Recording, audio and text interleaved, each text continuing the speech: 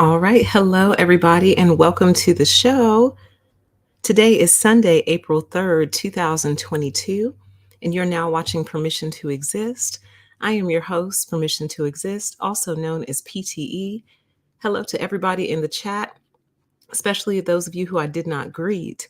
I just learned that I have to be very, very still when the music is playing or it will mess up. So I was just sitting here like a statue, letting it play, and it actually played all the way through without any interruption. So that makes me very happy. But I don't enjoy having to sit here like a statue to prevent that from happening. So we got to fix that, StreamYard. Let's fix that. Welcome, everyone, to the show.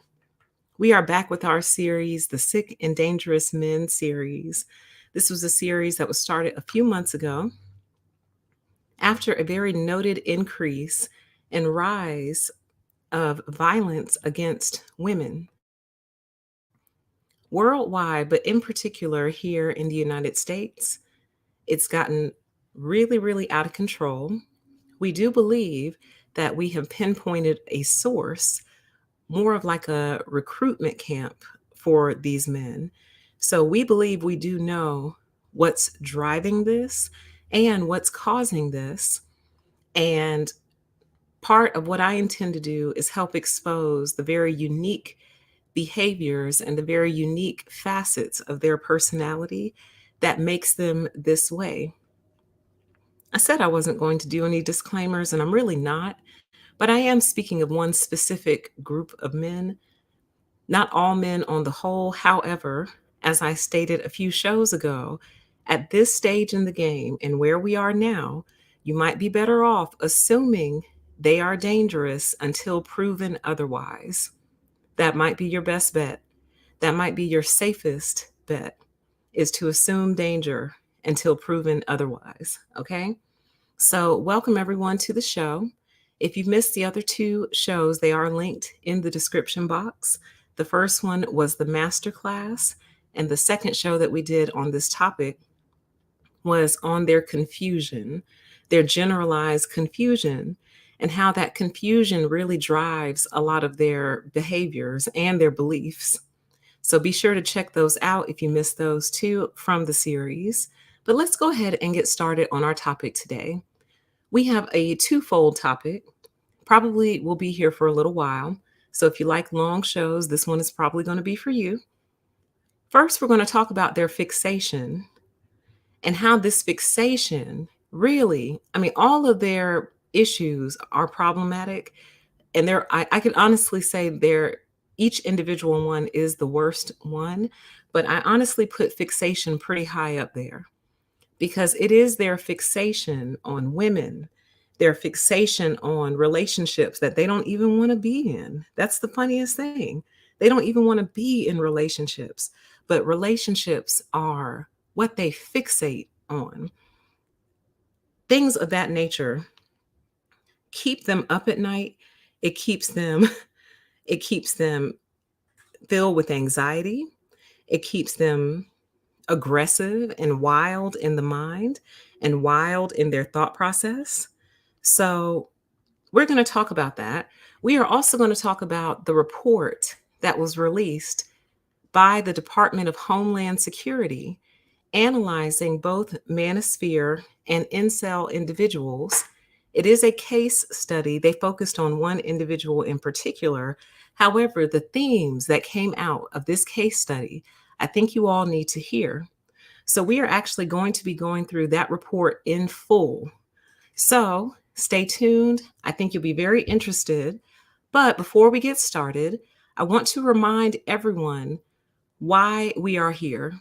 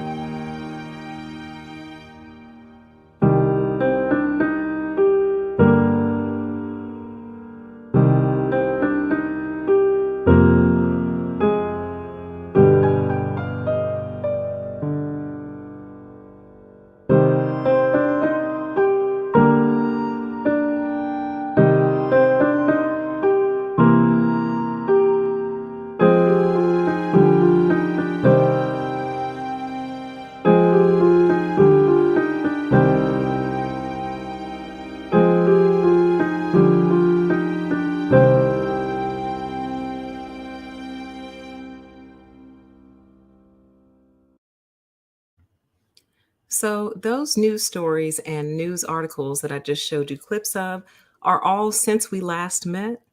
And the last time we did this show was February 28th, 2022. So, all of those stories came out since then. And there have been others, there have been more, but I just either don't catch them all, don't hear about them all, or forget to copy the link. But those are the ones that I did remember to copy. And that's just been since we last met. So this issue is not going away. This issue is not improving. This issue is not being addressed, I don't think, properly at the highest levels. So that's why we're here tonight. And I believe personally, if you understand truly what's driving them and the way their mind puts together issues, or rather, the way their mind attempts to solve problems, it'll help you see it quicker and it will help you avoid sick and dangerous men in your life. I truly, truly believe that. And every woman listening should go get her daughter and sit down with her if you can, or have her tune in if you are concerned that she doesn't know this. Because I think where a lot of women go wrong, and especially a lot of young women, is we just don't believe this level of evil exists in the world. Or we don't believe it could ever happen to us because we believe we're so nice.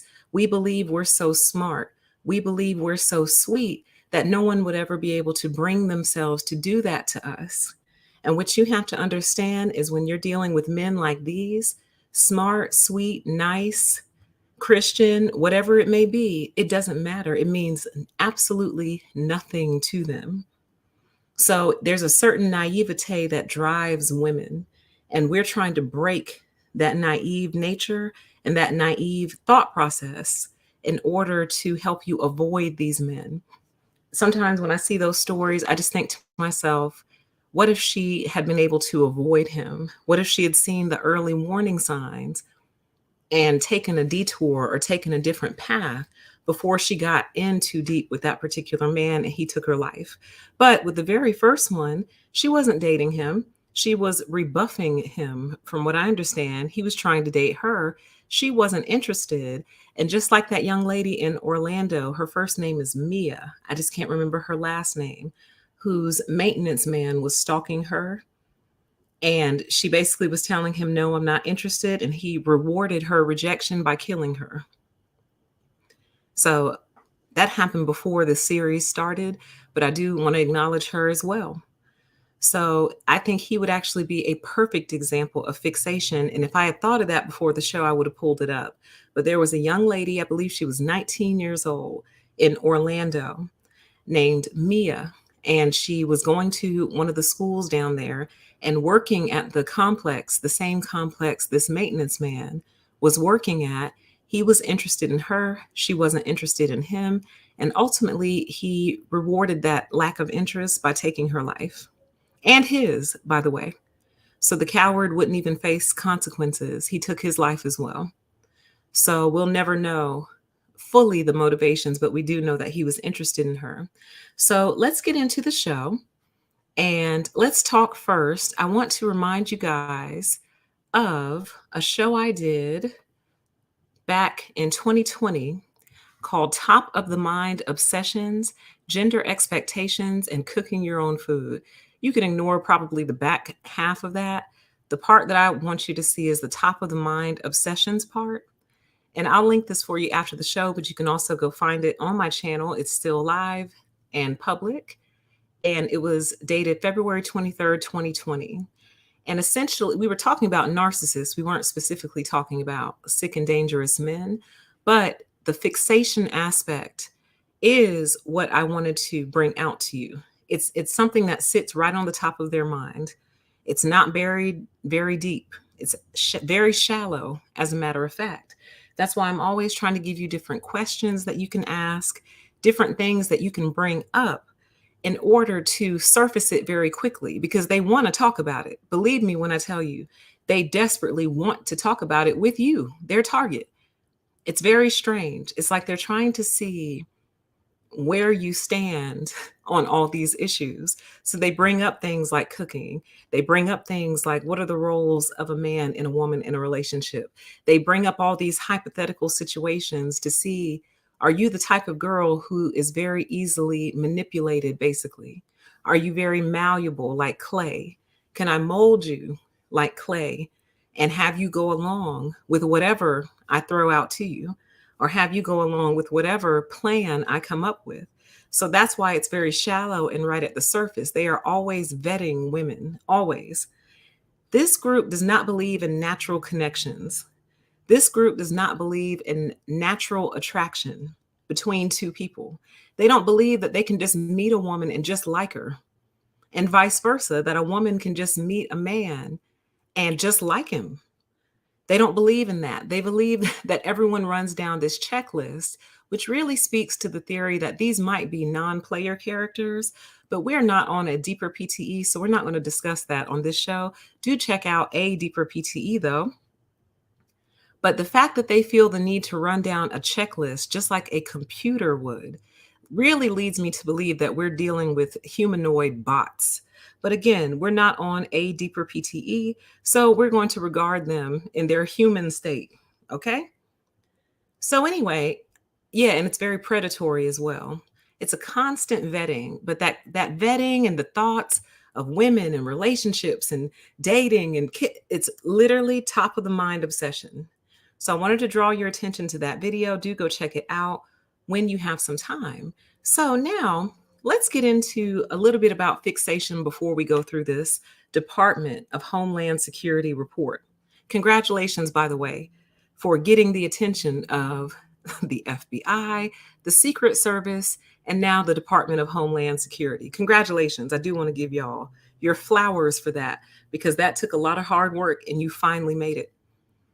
Let's talk about fixation from the psychological perspective first. Then I'll kind of give you my definition of fixation. Then we're going to review this report.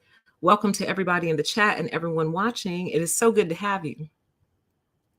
So when they talk about fixation in psychology, they are primarily referencing Sigmund Freud and his obsession with the psychosexual and all that, which is fine. It definitely has its place in psychology, but I'm gonna need them to move on from these very, very perhaps outdated understandings. Because when you tell someone who truly is a psychopathic narcissist, oh, you're just attached to something in your childhood.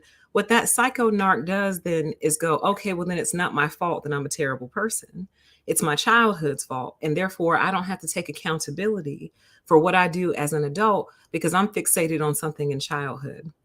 But for the sake of being thorough, let's just review it really quick. Fixation is a concept in human psychology that was originated by Sigmund Freud to denote the persistence of anachronistic sexual traits. The term subsequently came to denote object relationships with attachment to people or things, in general, persisting from childhood into adult life. Okay. In the 3 essays on the theory of sexuality, Freud distinguished the fixations of the libido on an incestuous object from a fixation upon a specific partial aim, such as voyeurism. See, this, we need to get this current. I mean, fine, okay, but we need to come current with all of this, okay? Because someone's going to read that and go, okay, well, then that's not me. Freud theorized that some humans may develop psychological fixation due to one or more of the following: a lack of proper gratification during one of the psychosexual stages of development, receiving a strong impression from one of these stages, in which case the person's personality would reflect that stage throughout adult life, an excessively strong manifestation of these instincts at a very early age, which leads to a kind of partial fixation, which then constitutes a weak point in the structure of the sexual function. Yeah, see, that's not what I'm talking about. But this is psychology. So we are going to reference psychology just so we can see what they say. And then there was a piece down here that actually started to sound more like what I'm talking about, okay? So it's down here. Whether a particularly obsessive attachment is a fixation or a defensible expression of love is at times debatable. Fixation to intangibles, ideas, ideologies, etc., can also occur.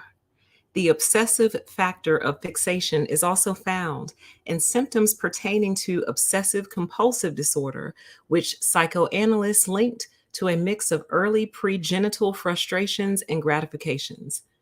Okay? So, again, this is the formal psychological definition. I will acknowledge it, but I think what we're dealing with is actually much more simple, to be honest with you. I think the issue is more simple, and I think its simplicity is what leads us to kind of reject it. But we'll get there. So I'll link all these after the show. I did not link them beforehand. Let's read a little bit more about fixation. So this is in BetterHelp, which we do have a relationship with. And I think you go to betterhelp.com/permission to exist or slash PTE, and then you can get 10% off of your membership.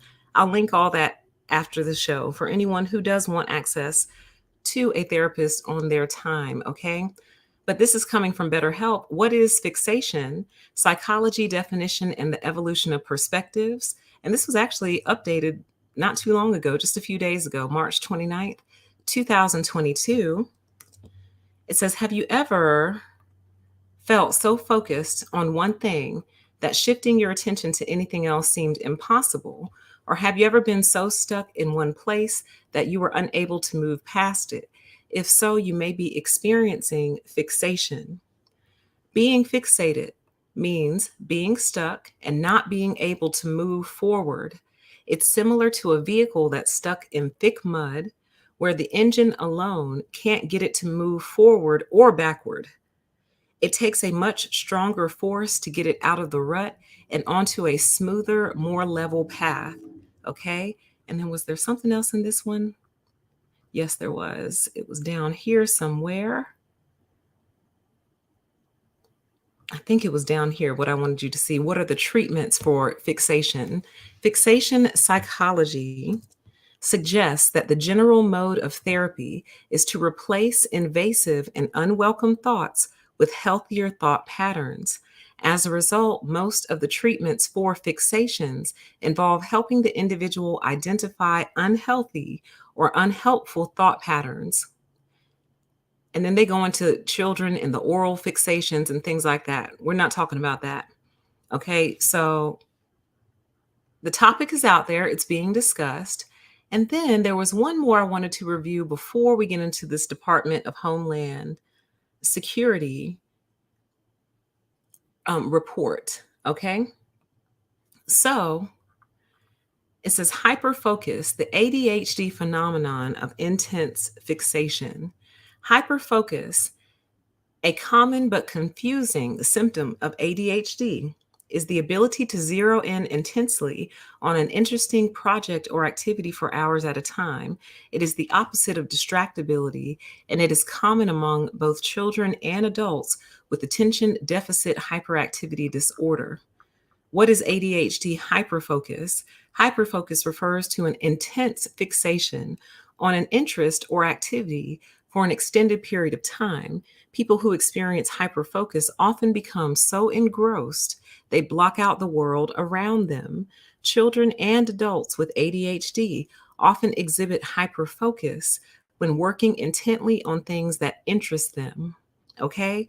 So, the reason that I bring this into the conversation is because it has been suggested before that a lot of these men are undiagnosed ADD, undiagnosed ADHD, and undiagnosed autistic, and possibly undiagnosed Asperger's. Now, I know those in the autism and Asperger's community are going to ruffle at that suggestion, but I'm not the one who has made that suggestion before. I'm not the one who has made that connection. That's already been made many years before I ever had a YouTube channel. It was people who kept bringing it up to me that caused me to look into it. And I'm not saying it's true or false. I'm just saying a connection continuously is made. And we did a show on that on this channel too. I said, or the title of that one is The Alleged Autism Narcissism Connection. So when I think about how these men fixate on women, relationships, sex, gender roles, like they are completely fixated on it. It brings me back to this idea that we may be dealing with mass undiagnosed something. Because what else tells me that is that you can take a relatively normal guy who is one of the undiagnosed somethings and introduce him to this content, and he will get radicalized almost overnight. Almost overnight. I know you all have heard about the experiments where they take machine learning or artificial intelligence and they expose it to like the internet for 24 hours. And after 24 hours, that artificial intelligence and or machine learning has become completely radicalized. The same thing happens to these men. They are so programmable, it's insane. Very easy to program in any direction that you want to, almost like very, very, very good soldiers. So I can't help but wonder, why do you all need all these soldiers? Why do you need this mass group of highly,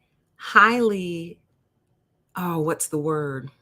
It's a word that means when you're able to be influenced, susceptible, highly susceptible, very prone to influence, very, very prone to like snap in place to authority, very, very easily brainwashed and very, very easily radicalized. Why do you need all these? Why? I think that's more of a conversation for a deeper PTE, but it's almost like they are purposely trying to create this little army, and I can't quite figure out what for. So anyway, I'll save that conversation for a deeper PTE. Let me pull up the report and we're going to start to go through it. Welcome to everyone in the chat. Great to have you and good to see you all. Exactly. The chat says, I remember that AI study. It became misogynistic and racist. So can you imagine what's happening to real people who have a mind that behaves very similar to a computer? If I do recall correctly on that show that we did, that's pretty much what that guy said. He said, my mind is like input in, input out. Like he compared his mind to a computer. So it's fascinating. I think it's worthy of more discussion. And I think I will have that discussion on my other channel. And if I have enough energy by the time I'm through reading this report, maybe we'll do an after show over there. Maybe. Don't hold me to that. Okay.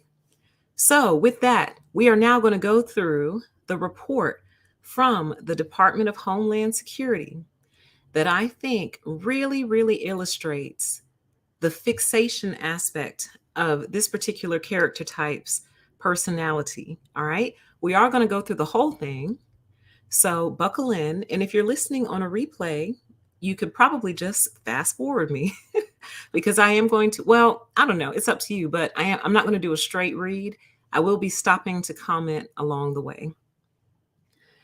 So this was released March 2022, and the title of it is Hot Yoga Tallahassee, which is the name of the yoga studio that was, I wonder if I can even say this on YouTube, attacked by an extreme misogynist, okay? And people did lose their lives. Unfortunately, some of you may have heard of it. It's entitled Hot Yoga Tallahassee, a case study of misogynistic extremism, Department of Homeland Security, United States Secret Service, National Threat Assessment Center. Congratulations, you guys. Congratulations. Congratulations on hitting these guys' radar. Congratulations. You must be so proud. All right. So let's go ahead and let's go through it. So I know it's going to be small for you guys, and I apologize, but when I make it bigger, it cuts the page off, you see? So some of you might be watching on a TV, and if you are, you can probably see it. But I am going to read it to you, and we're going to go through it. So let's begin, okay? It says, on November 2nd, 2018, a 40-year-old gunman opened fire inside Hot Yoga Tallahassee, a yoga studio in Tallahassee, Florida, killing 2 women and injuring 4 more before committing self-deletion. The attacker was motivated to carry out violence by his inability to develop or maintain relationships with women, along with his perception of women's societal power over men. For decades prior, he engaged in numerous instances of inappropriate and criminal behavior directed toward women and girls. These behaviors resulted in him losing several jobs, being barred from public locations, and having multiple contacts with law enforcement, some of which resulted in arrest. The behavioral history of the hot yoga Tallahassee attacker illustrates many of the behavioral threat assessment themes identified through years of U.S. Secret Service research examining targeted violence. Further, this attacker's history highlights the specific threat posed by misogynistic extremism. This gender based ideology, sometimes referred to as male supremacy, has received increased attention in recent years from researchers, government agencies, and advocacy groups due to its association with high profile incidents of mass violence. Some of these attacks were perpetuated by individuals who espoused specific types of misogynistic extremism, including anti feminists and involuntary celibates. See Origins of the Incel label. The hot yoga Tallahassee attacker did not appear to adopt any of these specific ideological labels, but his behavior and beliefs aligned with many who do. Although these labels and their origins vary, they all have proponents who have called for violence against women. Let's read this little label over here to the side. Origins of the Incel. In the late 1990s, a Canadian woman created an internet peer support forum for people who wanted a sexual relationship but were unable to find a partner. It was intended to be a safe place to seek support for those who felt sexually deprived due to social awkwardness, marginalization, or mental illness. She popularized the term involuntary celibacy as a non judgmental way for lonely people to identify as a group. Over time, the term would be shortened to incel.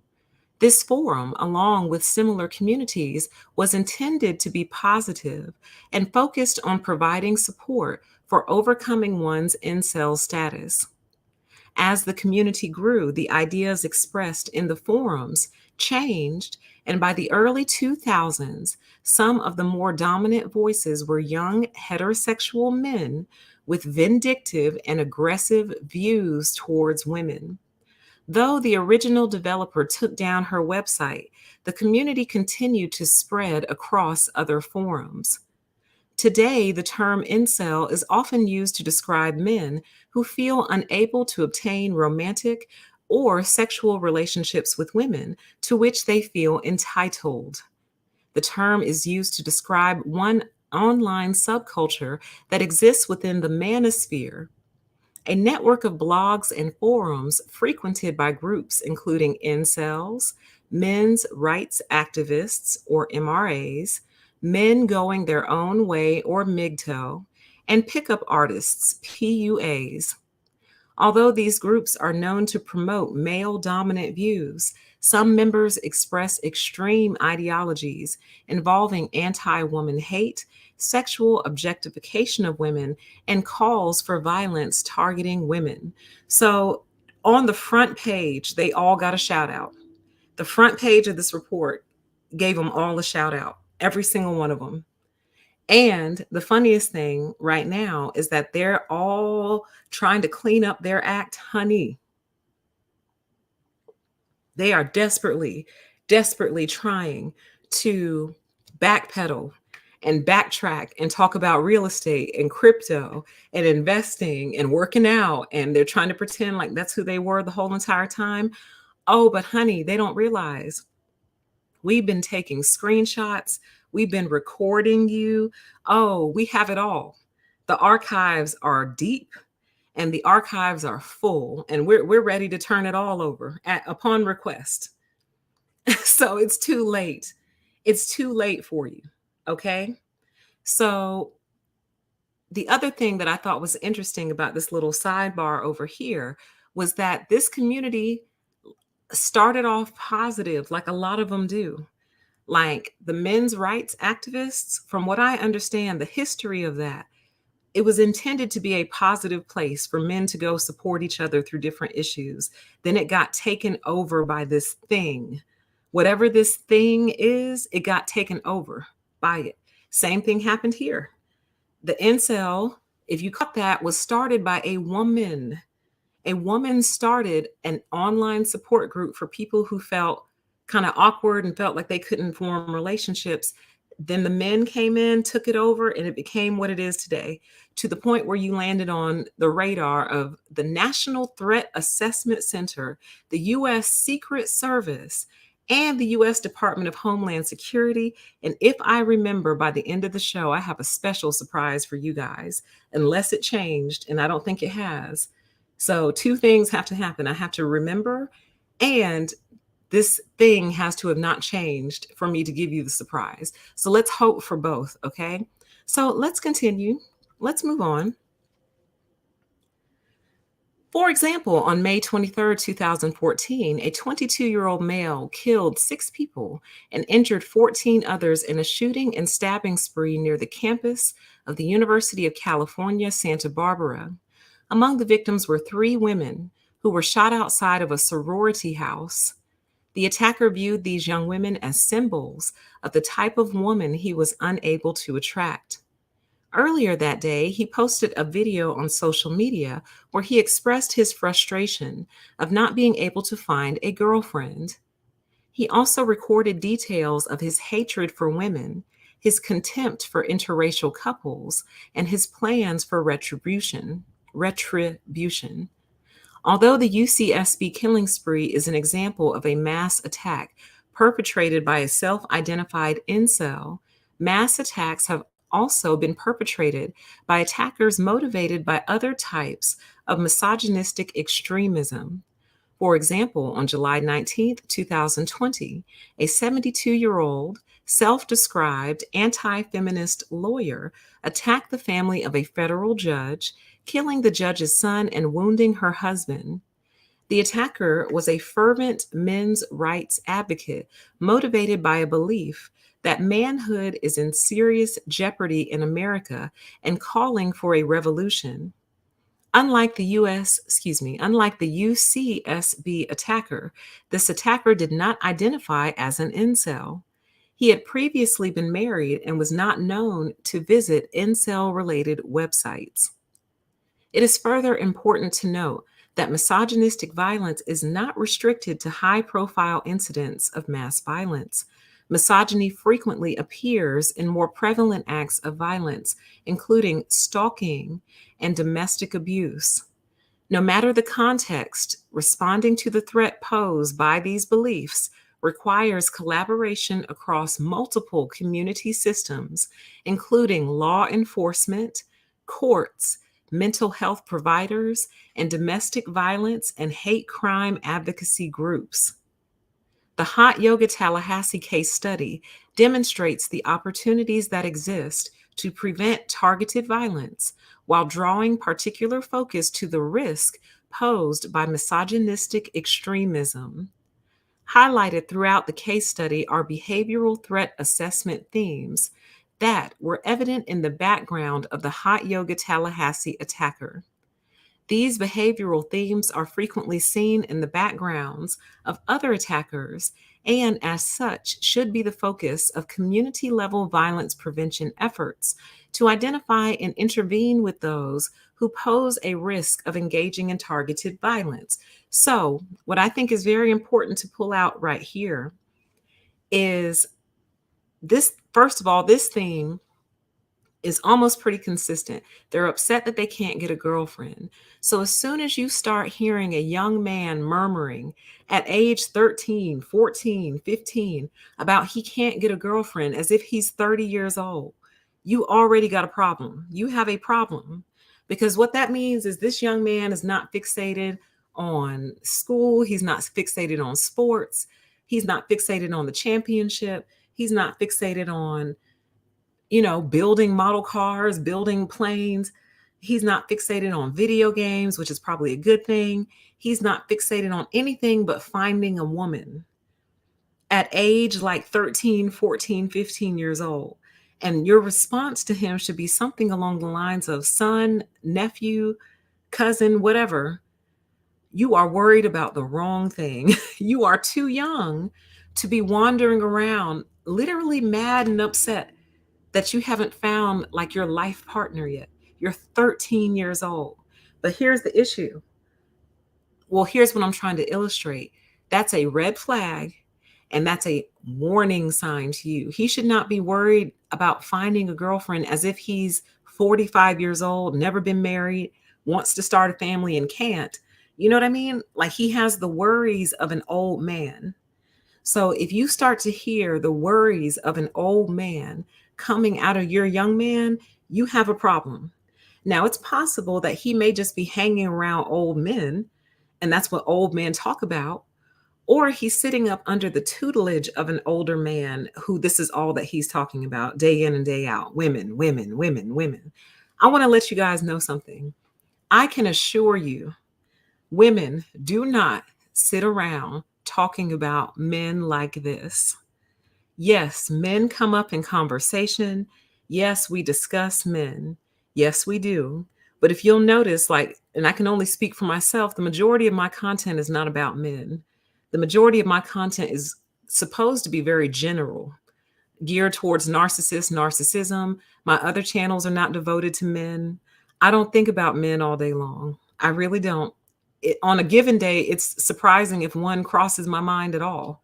And I'm being real. I start thinking about them when I get on the internet and engaging in social media. And that's when I'm like, oh my God, they're so annoying.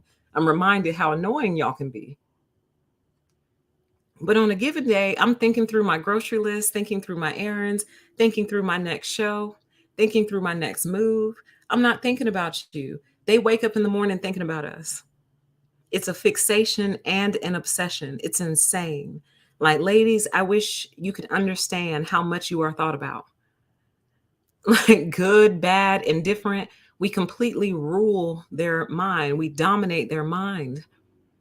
It's a mind dominance. And I really believe they hate it because anything that dominates your mind controls you. That's what controls you.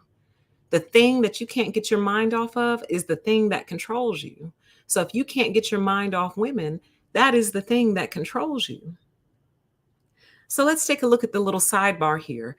These are behavioral threat assessment themes in the attacker's background. The themes and behaviors identified in this case study are not provided as predictors of violence, but rather as factors that should be evaluated in context when conducting a behavioral threat assessment. Further, some of the identified behaviors involve activities that are protected by the Constitution and should be viewed with those protections in mind. Okay, so let's look at what those are. Motive, concerning and threatening communications, concerning online content, stressors, both chronic and acute, mental health history, elicited concern in others, bizarre or inappropriate behavior, interpersonal difficulties, blaming others, intense escalating anger, interest in violence, homicidal ideations, beliefs and fixations. Wow, it's right there in the report. Wow, okay, I didn't know that. Beliefs and fixations right there. Harassment, a history of being bullied, financial instability, failed life aspirations, lack of consequences, target related behaviors, attack planning, and final acts. And boy, oh boy, do we see some narcissism poking up out of this list. In particular, blaming others, intense or escalating anger, beliefs and fixations. And what was the other one that hopped out at me? Oh, lack of consequences. I agree, hot JavaScript. A lot of people who were reading the report complained because they thought that they were only focused on one side of the manosphere. I'm like, oh, no, no. They got both. They got both sides. They got them all. Trust me, it's all on their radar. Because here's what I think they're trying to figure out what to do next. Because we walk a fine line between free speech and dangerous encouragement towards action. There's a fine line between the two. Like, you cannot sit around and encourage people to harm other people. You cannot do that. You can't incite people to violence. You can't do that. But there's also a free speech element. So I think what they're trying to figure out is how they are going to balance free speech and bringing this, at least online behavior, to an end. They don't know how, I don't think, because, well, first of all, they're probably going to have to wipe out half of their internet because they've let it spiral out of control for so long. There are so many forums, including and especially YouTube, where things are just going to have to be completely wiped. And then it's like, well, where do you stop after that? So I think they're trying to design almost like a litmus test, if you will. And it's going to require some very intelligent minds. It's going to require some highly emotionally intelligent people who are able to remain neutral and focus on the facts to design whatever this is they're trying to make. But trust me, I think they're putting plans in place. And I said that on the first show before this report came out. I said, oh, conversations are being had behind closed doors. And I think they're getting ready to bring an end to all of this. So they're looking at it. Remember, a lot of times they're watching stuff and they're just not saying anything. So just because you don't see them saying anything doesn't mean that they're not paying attention, because keep in mind, in the introduction, they've been keeping their eye on this for years. And they are only just now starting to release their findings. So I cannot imagine what's coming down the pipe. Let's continue. So now they're going to break down their early life and young adulthood. It says, for the purposes of this case study, the attacker will be referred to using his initials. Born in 1978, SB and his two brothers were raised in Vestal, New York, where SB served as an acolyte in the United Methodist Church. SB delivered newspapers to his neighbors, mowed their lawns, and was active in Boy Scouts. SB avoided listening to pop or metal music, which referred to partying, the rock and roll lifestyle, and all the action others got, because he found the lyrics unrelatable. He felt pressured by society about sex and being in a relationship. From early adolescence and into his teen years, SB had limited friendships and no romantic relationships. When SB was in 8th grade around 1993, he experienced what he later described as the worst day of his life. He claimed to have done something that caused all the students in his school to turn against him. Though he did not share the details of the incident, he reported that even students he had not previously known treated him as an outcast for an entire day. The experience ended with him hiding under his sheets at home for hours in the dark, and served as the inspiration for a song he wrote later in life titled Crying in the Dark. That same school year, a group of female students bullied SB during home economics class. He later described this bullying as the origin of his misogyny.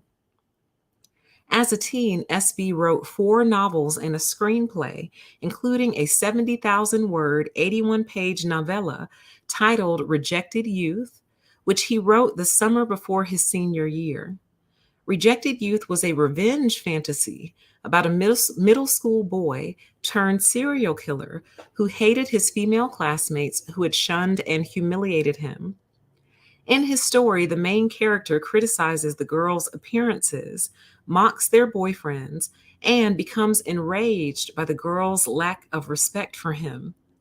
In the end, the main character murders the girls one by one while still admiring their bodies, and then commits self-deletion as law enforcement arrives. The characters in the story represented SB's actual classmates from school, though the names were slightly changed. SB said he did not share the story with anyone until 17 years later. At the end of his senior year, SB was highlighted in the local newspaper as one of 3 newspaper carriers of the month. He also received an athletic award in football, achieved the rank of Eagle Scout, and was elected vice president of his senior class. While running against a female opponent in the student body election, SB's campaign slogan was "Vote because we don't need no woman." So they've just given you a little bit of background on the hot yoga attacker. And for all intents and purposes, it sounded like he would have had a lot to be proud of. But here's what I think are one of the major issues that's affecting society today, period. We are too dependent on what other people think about us. So many of us hinge our entire existence on the opinion of others. And I think to some degree it is natural. I think it's kind of a natural thing, and some would argue it's biological. You don't want to be kicked out of the herd in the middle of nature. It's there's strength in numbers and protection in numbers. So some might argue that it's instinctual and natural to want to be accepted. But I think what makes us human and not herd animals is the ability to think independently, the ability to think our own thoughts and to be confident with ourselves. You should be your greatest competition. The only person you should be competing with is you. You should be trying to outdo you from last year. You know who I spend the majority of my time the angriest at? Me. Me. I spend the majority of my time. I say I would spend 90% of my anger time on me. Why? Because, man, I am my own best friend and I am also my own worst enemy. I am both. And I am battling the enemy side, the sabotage side, the side that just won't let me get ahead. Like, what is wrong with you? Why do you like to work against yourself so? Why? Why do you like to create your own little stumbling blocks, then stumble over them? Why? What's wrong with you? Why not just pick it up and put it in the laundry basket? Why not? Why just throw it on the floor so you can pick it up later? Like, I spend the majority of my time upset with myself because I am the one causing a lot of things that can be fixed. I'll put it to you like that. Of course, there are societal and systemic things that are outside of my control. But the things within my control, a lot of times I won't control them, then I get mad. So I spend the majority of my time angry with myself. I'm competing with myself and trying to overcome myself. But it seems like so many people are fixated on the outside world and what they think of them and everyone else's opinion of you. And as a result, you end up becoming kind of the self loathing person. Because notice all of his, so far, all of his upset is dealing with his interaction with other people. He said he felt pressured about being in a relationship by society. Screw society. Like, society can't tell you what to do. Is society going to be there when your relationship falls apart? Or God forbid you end up in divorce court? Is society going to be there to help you out through your divorce? The same society that pressured you into that marriage? This is how we got to get kids thinking. Because that's what they walk around thinking. Well, everyone says I need to have a girlfriend. Well, everyone says I need to do this. Well, everyone says I need to do that. Well, who is everyone? And why is their opinion so important to you? So, and that's what we need to work on with kids. And instead of telling them, love yourself, believe in yourself, what you need to be you need to be asking them questions. What makes that person's opinion so much more important than yours? What makes you think they know you better than you know yourself? These are the type of questions we need to be asking young people to help them undo these thought processes before they spiral out of control. We have nobody there challenging the thoughts. What we typically have are a bunch of adults standing around teenagers and young people saying, you need to think this, you need to feel this way. Oh, you feel that way? Don't feel that way. Feel this way. You're not helping them challenge the thought itself. If this was someone I knew, a young kid I knew, You know, I'm 15 years old and I don't have a girlfriend. I'll say, boy, you don't need a girlfriend. I'm like, why do you feel like you need a girlfriend right now? What could you do with a girlfriend, really? You know? Which, I mean, of course, young people have boyfriend girlfriend relationships, but what I would be trying to get him to realize is it's not the most important thing in life right now. I would try to get him to realize how young he was, how much time he was, and also because I have a sense of humor, I'll say, boy, you ain't got no money. You don't need a girlfriend right now. You don't have any money. There's absolutely nothing you could do with a woman. You don't have any money. You're broke. So why don't you go get a job and start saving up money so when you graduate from high school, you can afford a girlfriend? That's what I would tell him. If I was still a teacher, that's what I would say. I would say, boy, you don't have any money. So you don't need a girlfriend. Like they need people to challenge them like that. And I'm also serious. You don't have any money. You're 15.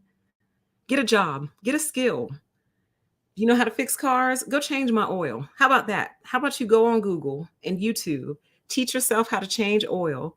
I'll buy all the supplies. Go change my oil. How about that? Fixate on that. They need people like this in their life to challenge them in that way. They don't have it.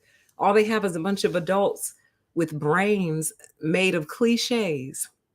And all these adults can do is recite cliches to these kids, and it's not working. So let's continue. According to a childhood friend, SB acted inappropriately with girls at school. Okay, so it's starting to look like he might be a little creep, but let's see. At one point, he grabbed a female classmate's backside after she declined his invitation to a school dance. Okay, so see, we got other problems going here. It's more than him just fixating on what other people think about him. Looks like we got some issues with boundaries. He doesn't understand boundaries. He doesn't seem to understand no. But let's keep going. Despite having been disciplined for this behavior, SB continued to touch girls without their consent while drunk at social gatherings. Following the 2018 yoga studio attack, one female from SB's graduating class came forward and told police she had been inappropriately touched and stalked by him. In addition to his inappropriate behavior toward women, SB was said to openly admire Hitler and the Aryan nations. Okay, he's a piece of work. Openly admire Hitler and the Aryan nations while in high school. He also prided himself on being asocial and looked down on peers who were involved in social activities. Yeah, this is one of them. He bragged that he would achieve a more successful life than them because he focused more on academics. Okay. So this one's a piece of work. Okay. This one is checking off all the boxes. Okay. And it's so weird to me, though, how they all end up in the same boxes, though. Like they don't ever even have to meet each other. And if you picked them, like, say, from different parts of the country, different parts of the world, they almost all end up in the exact same categories. It's absolutely unbelievable. They become one mind. So it's curious the how that is happening and the why it's happening. And it leads me to a lot of other theories. In 1997, SB graduated high school and moved to the West Coast to pursue his dream of becoming a screenwriter. When he failed to succeed in establishing a career, he moved back to Bestall, New York, to live with his parents and enroll in college. SB continued to write scripts, stories, and songs that were described as dark, violent, and misogynistic. As a college student, SB worked at an insurance call center, but was fired for harassing a coworker. The coworker had told SB that she was also employed at the gym where he was a member. SB then sought her out at the gym. Though the details about his behavior during this encounter are unknown, local law enforcement contacted SB following the gym visit. Police informed him that the coworker was not pressing charges and directed SB to leave her alone. This event served as inspiration for two of his songs. One song, which he shared with his childhood friend, who was also a musician, was about an employee harming all of his coworkers in retaliation for being fired. He titled the other song Stalker. When SB described his inspiration for Stalker, he attempted to absolve himself of any wrongdoing when seeking out his coworker at the gym. SB argued that aggression is a male trait and it is criminalized. Evasiveness is a female trait and it is not criminalized, but I think it could be. He further complained of how he was told by police that he could not press charges against the coworker, writing, "That really was the true onset of my psychosis. It sent me off the edge." So let's pause here and look at this really quick. So now we're getting into the depths of just how sick they really are and what they think about. And he believes that aggression is a criminalized male trait, but evasiveness is a non criminalized female trait that he thinks should be criminalized. So this psycho, and I can call him a psycho because he just said that was the true onset of my psychosis, meaning he knows something's wrong. So I think I'm safe to call him a psycho because he just said that he has psychosis. This psycho, or maybe I should say this individual with psychosis, believes that it should be illegal basically for a woman to avoid you. He believes that it should be illegal for a woman to tell you no or not give you her phone number, or if she does give you her phone number, not answer the phone, not talk to you like in the gym. He believes that should be illegal because he believes that to be the onset of his psychosis and is very clear about it. So these are the types of thoughts, like if they're going to attempt to fix this, they need to have a true professional sit down with some of these men who hold these beliefs sincerely. And some of those men might be in prison and say, why do you think it should be illegal for anyone to tell anyone no, or for anyone to avoid another person? Why should that be illegal? And have them answer that question and follow that up with, do we all have the human right to decide who we want in our lives? Yes or no? Now, the psycho is probably going to say, well, when it comes to women, women shouldn't have decision-making ability over the men in their life, but they're so dumb because they don't realize if that were true, then that means that at the start of a day, a woman can start with 0 men. And then as a result of not being able to say no, she could end up belonging to 20 different men by the end of the day because she has to say yes to him. She has to say yes to him. She has to say yes to him. She's not allowed to say no, remember? So every man that approaches her, unless she's already there with a man, she has to say yes because you want it criminalized. He wants the no criminalized. So then how many men should a woman take on before it's too many? Or how does the first man who claimed her like a caveman indicate to other men she's already been claimed like a caveman? Like they never think things through all the way to their logical conclusion. They always stop short. Super short-sighted individuals. Like, how do you think that would end if a single woman can't say no to any man who approaches her because it's a man's natural trait to be aggressive? Then she would ultimately end up getting claimed by multiple men unless you drag her around on a leash so she can't wander around or go anywhere. This is the type of world that they want, ladies. This is what they want. They really want multiple women on a leash. Let's continue. So this was actually a carryover. It says, he continued, I looked up the most extreme examples of stalking that ended in mass shootings and such, and I would not advocate stalking as it can be construed as complimentary for the victim. SB described 3 additional past incidents that involved him engaging in stalking behaviors, each of which contributed as inspiration for his song, Stalker. So this man has actually given this a lot of thought, which goes along with the theme, fixation. And he says he would not advocate stalking as it can be construed as complimentary for the victim. In other words, He doesn't want to gash your head up. He does not want you to think too highly of yourself, because think about it. If someone is stalking you, that means they're obsessed with you. They want you. They want to be around you. They want to be near you. They want you in their face. They want you in theirs. They just want all of you and the complete parts of you. And he's saying that that could be construed as complimentary. In other words, don't flatter her. Don't flatter her by stalking her. Exactly. Chat says he doesn't want you to think you're special. Exactly. He does not want you to think that you are special, honey. So don't flatter her by stalking her. And I'm laughing because it just tells me how much he's been thinking about this, how long he's been thinking about this, to the point where he's thought through contingencies. And that would be a contingency. Oh, sure, stalking's an option, but don't stalk her. Don't flatter her. You don't want her to think that she's special. In other words, I do want to stalk her, but stalking her would make her think she's special.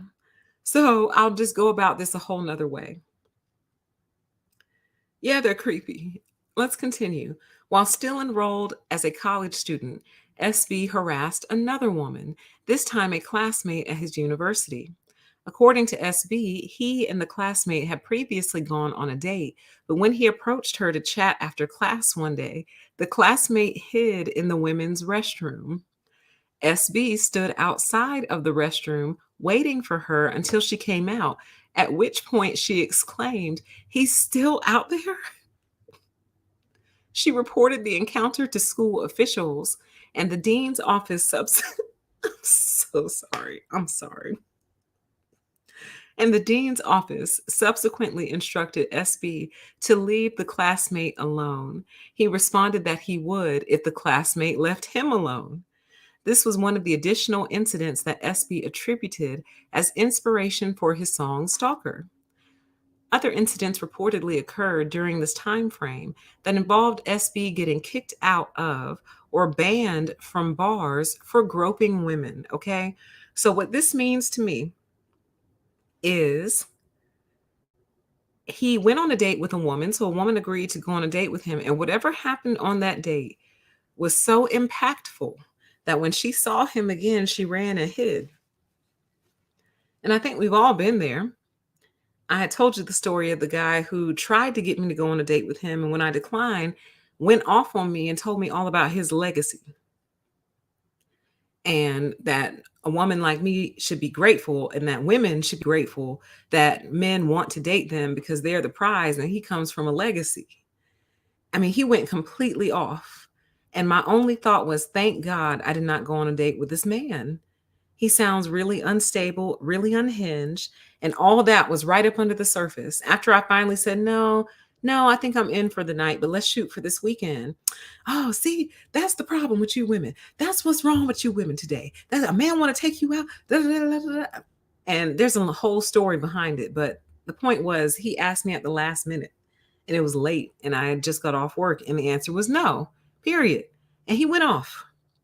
So, in or around 2000, SB moved to the Washington, D.C. area for an undergraduate internship. According to SB, when his new roommates asked him if he had a girlfriend, he replied, "Sure, she's locked in my basement as we speak." He later reported this interaction as the inspiration for writing a song titled "Locked in My Basement." The song described an assailant, I probably shouldn't read that, an assailant basically kidnapping a woman in the basement and then really harming her after she rejected him. SB later claimed these roommates robbed him while he was on break. He also claimed that the roommates reported him to the police after becoming afraid for their lives. Neither the alleged robbery nor the police report could be confirmed, and SB did not specify why his roommates became fearful. Gee, I wonder. I wonder why they got scared. I wonder what freaked them out. So again, going back to this fixation issue, you see how all his songs are about the same thing. and how no amount of time in between changes the thought process. Because, sometimes people just get upset, they get caught up in an issue, they get all worked up about it. And then after they processed it, they've talked about it a little bit, a couple days have gone by, or sometimes even a couple weeks have gone by, they're over it. You know what I mean? Most of us kind of get over it. We might have something lingering, we may never forget, but we kind of get over it and move on. But this group, this group, they don't. And that's one of the most unique things about them. If you pull their content from 10 years ago, 5 years ago, 5 months ago, it's all going to sound the same. Like if you tried to figure out what year the content was made by this particular group, unless they're citing specific things like specific elections or specific events that have happened, over the course of our history or recent history, you wouldn't know that that was made 10 years ago because it never changes, you guys.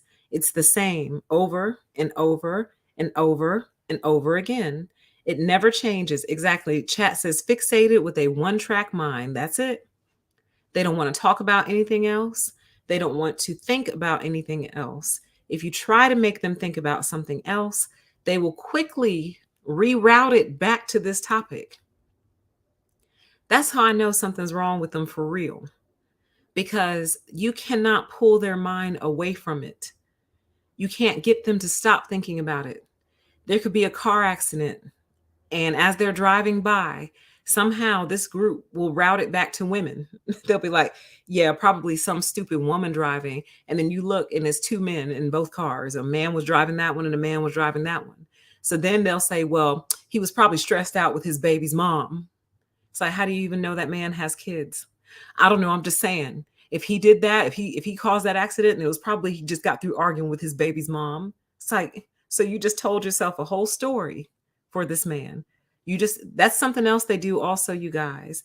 They make up stories about things and then literally start responding to the story as if it's true. Then the scarier part is that others will come along, pick up on the story that was made up in the first place, and then they start repeating it as if it's true. And before you know it, some whole entire ideology has been born that was literally based out of one psychotic male's mind. He saw a car accident, two cars in a wreck on the side of the road, assumed it was a woman driving. As soon as he discovered it wasn't, assumed it must have been the baby's mom who stressed the man out. And then if you say, well, he doesn't have any kids, you say, well, his girlfriend probably is getting on his nerves. Like they literally keep trying to route it back to their fixation. And it appears that fixations have to be fed. So it seems that if their fixation starts to cool off a little bit, they go out and seek out and find something else to feed it again, to refeed it. And kind of like you put wood on a fire that's dying, they have to go find some wood to throw into the fire to kind of stoke it. Because in a way, I think they like being in this state. I think they enjoy it. It gives them something to live for. You understand? It gives them a reason to get up in the morning. And without it, they are nothing. Without it, they have no identity. So that's why they fixate on it constantly and feed themselves with it constantly, because they literally have nothing else. Nothing else. Okay? So let's read the sidebar. SV's behavior toward women elicited concerns in others. Gyms, bars, and campus officials banned him. Employers fired him. Classmates avoided him and reported him to school and campus officials. Roommates kept their friends away from him and called police. A sibling suspected he was a serial sniper and considered reporting him as a suspect. His parents removed him from a child's party and locked their door as they slept.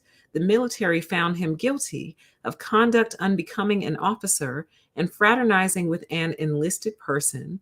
School district employees recommended he not be hired. Students complained to parents and school counselors when he was a teacher, and his friend's wife called law enforcement about his disturbing writings. So this is kind of like his rap sheet in a way that led up to ultimately the event that happened at the hot yoga studio. And my question, and this is probably more for my other channel, Pettynomics, but what do you do with a person like this who clearly is not really employable, but has to earn money in some kind of way? What do we do with people like these?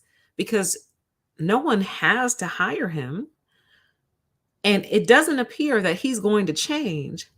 And until you've actually done something that can get you arrested, which it sounds like he has, but they chose not to arrest him for whatever reason. So if you're not going to arrest this person, how would a person like this earn money? And I think that's something that needs to be discussed on Pettynomics. Go subscribe if you're not already. Link in the description box. But we'll talk about that over there. But it's an interesting question because he's got to do something to earn money, or then what? You see what I mean? So I think it's an interesting question. I think we need to talk about it. The chat says that is a menace to society. Lock lock them up. Okay, let's continue. In 2002, SB graduated with a bachelor's degree in political science and government. Soon after graduation, he moved to Alexandria, Virginia. In October of that year, a series of sniper attacks took place over a period of several weeks across the Washington, D.C. area, resulting in 10 killed and 3 seriously wounded. At the time, SB's family was aware of his disturbing writings, and SB's brother and sister in law feared that SB might be the one perpetuating the killings. They were so concerned that they considered contacting police to report him as a possible suspect. Now imagine that. Imagine that. Oh, good idea. It says a check from the government, I'm sure, for mental disability. Gotta be. Gotta be. Gotta do something. Oh, yeah, we need to talk about that. We're going to talk about that. Because, well, let me not get carried away because I'll dive off into pettynomic stuff. But imagine your family thinking that you're the DC sniper. What kind of life are you living to where your own family thinks that you might be the DC sniper and was thinking about turning you in because that's how much you scare them? That's crazy. But it is what happened. And this is all leading up to his final act, I guess you could say. This was not the first time that his family had been so alarmed by his behavior that they took action. For example, after becoming aware of his concerning writings, his parents reportedly slept with their bedroom door locked. At one point, SB's parents found that he had been keeping a firearm in the home without their knowledge and asked his brother to remove it. In another instance, his parents escorted him from his niece's birthday party after other parents complained about him inappropriately touching the backsides of girls as he helped them from a water slide. Oh, yeah, see, he was supposed to be in jail. This man should have been in jail. On another occasion, SB's brother became angry and demanded SB leave the house after learning that he entered his wife's bedroom and stood over her at a time when he believed she was asleep. Man, man, can you imagine you're your brother's wife or something? And no, yeah, your brother's wife, and you're asleep, I guess, either in your bed or on the couch, and your brother-in-law comes in the room and just stands over you while he thinks you're asleep, but you're not actually asleep. Shout out to those of you who can pretend to be asleep and you're not really asleep. It's an art form. But I bet her blood ran cold. I bet she was so scared, but she didn't know what to do. So she just laid there and pretended to be asleep. Man, see, his brother was supposed to handle that. You stood over my wife when she was asleep, bro. Okay. There's some things that are supposed to be handled in families, and that's all I'll say. Let's continue. teaching the military and graduate school. In 2003, he moved to Maryland. The following year, he was charged with driving under the influence. He was also evicted by his roommate from their apartment, where afterwards, county police investigated SB for destruction of property. From 2005 to 2007, after he passed a criminal records check, SB taught English and social studies in a Maryland county school district. In May 2006, at age 28, he was investigated by the county police department for inappropriate contact with a female high school student. He just cannot keep his hands to himself. SB made the student uncomfortable when he touched her arm, inappropriately stared at her, and asked if she would ever pose in Playboy. He also suggested she wear low-cut shirts. The school district made disciplinary recommendations. However, school officials never publicly confirmed if the recommendations were carried out or if SB was ever disciplined for his behavior. The police record for the investigation indicated the case was suspended, and SB continued to teach in the district for another year before he resigned. So all this happened. The school district was made aware of it, and I guess it just kind of got brushed under the rug. And he taught for another year, and then he resigned. Wasn't even fired. He resigned. So I never cease to be amazed at how some people are able to just fly right up under the radar. I never cease to be amazed by it. Where other people, it seems, the heaviest of hands are applied to them, and other people are able to just fly right up under the radar. In spite of all this, it's almost like a Homer Simpson type approach to life. You remember how Homer, from what I remember, Homer basically got lucky like all throughout his life, in spite of always like screwing things up. Like he had the dumbest of luck. Homer had dumb luck. Homer just wasn't a creep.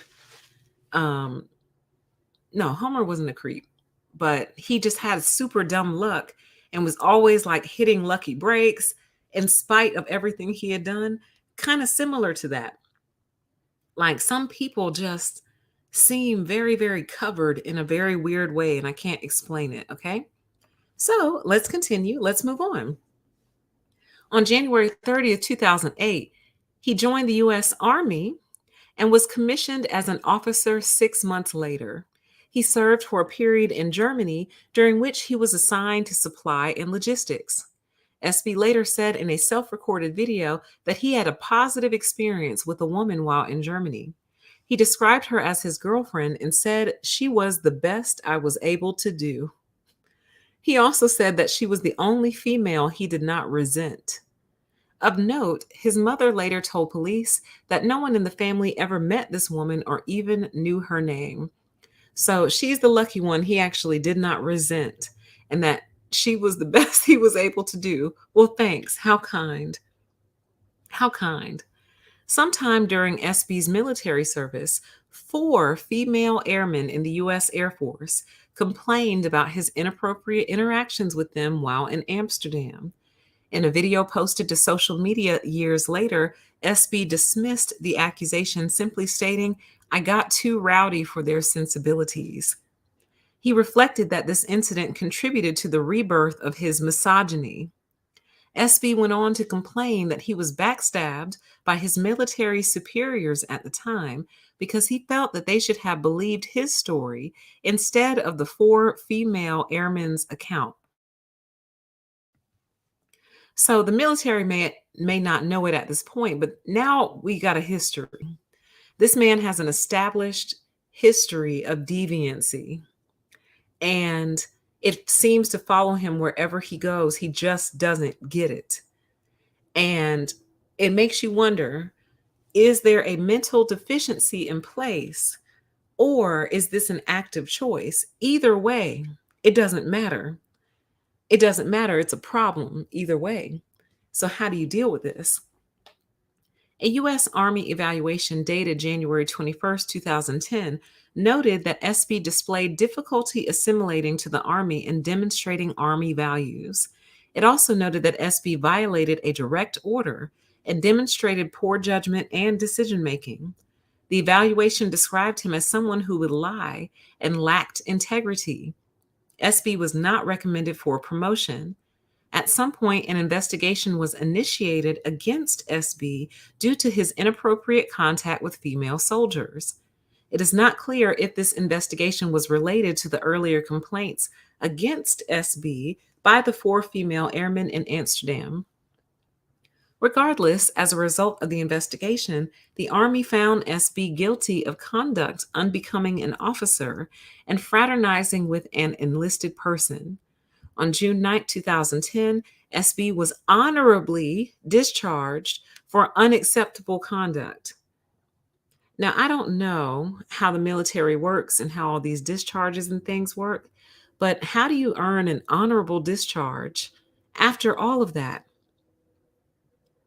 Yeah, he leaves a path of destruction, absolutely. But he was honorably discharged for unacceptable conduct.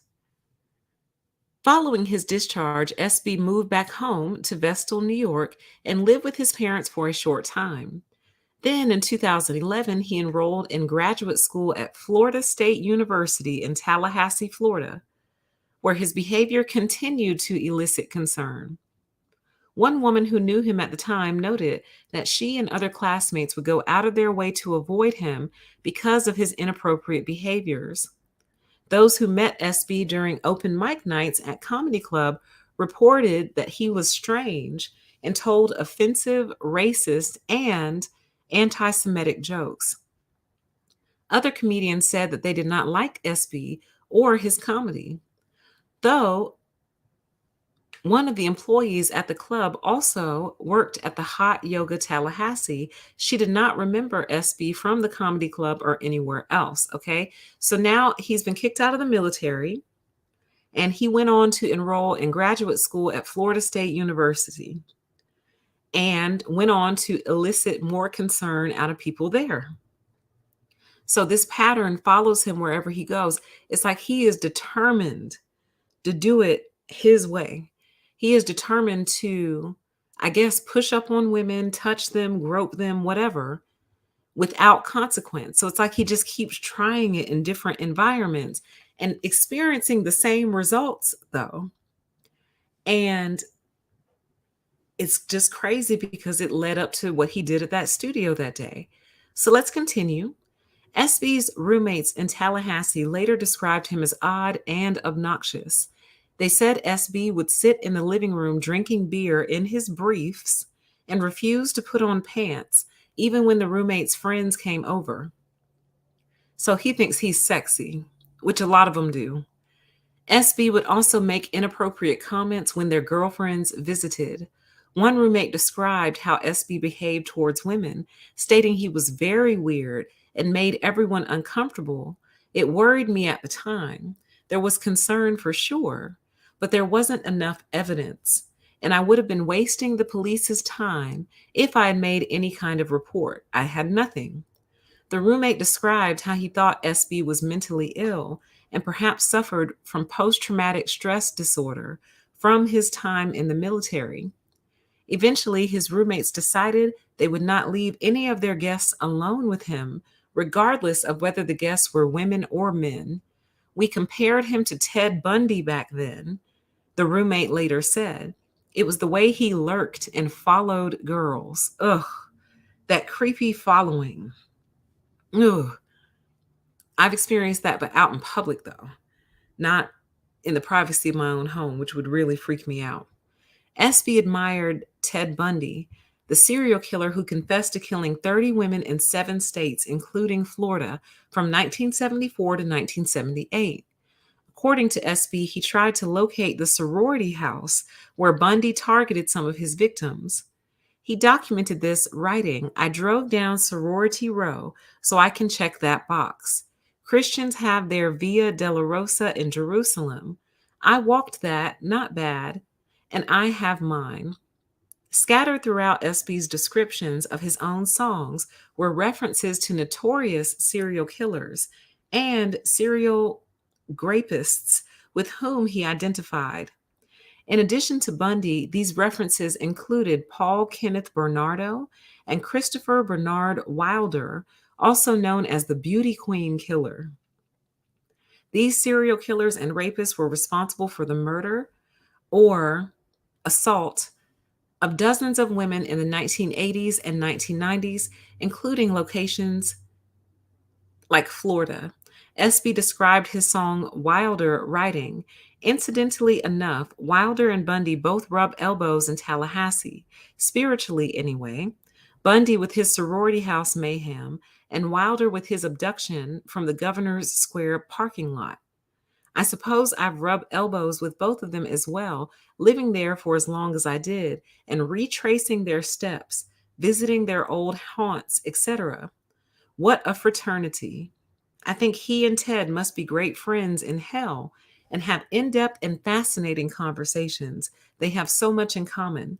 I've got to get in on that when I arrive. So he knows he's going to hell. Like, he knows. They know. A lot of times they know. They know that they're deeply dysfunctional and deeply disorganized mentally, emotionally, and everything else. Let me grab something to drink really quick, you guys, and I will be right back. Thanks for watching.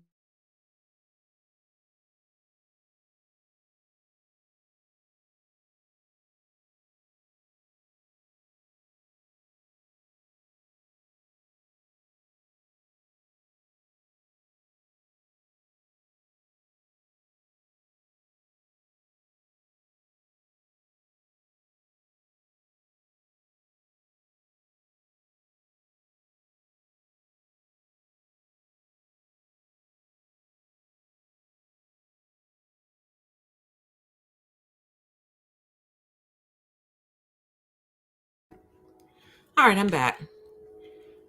If you can hear it, forgive the train blaring in the background. Let's continue.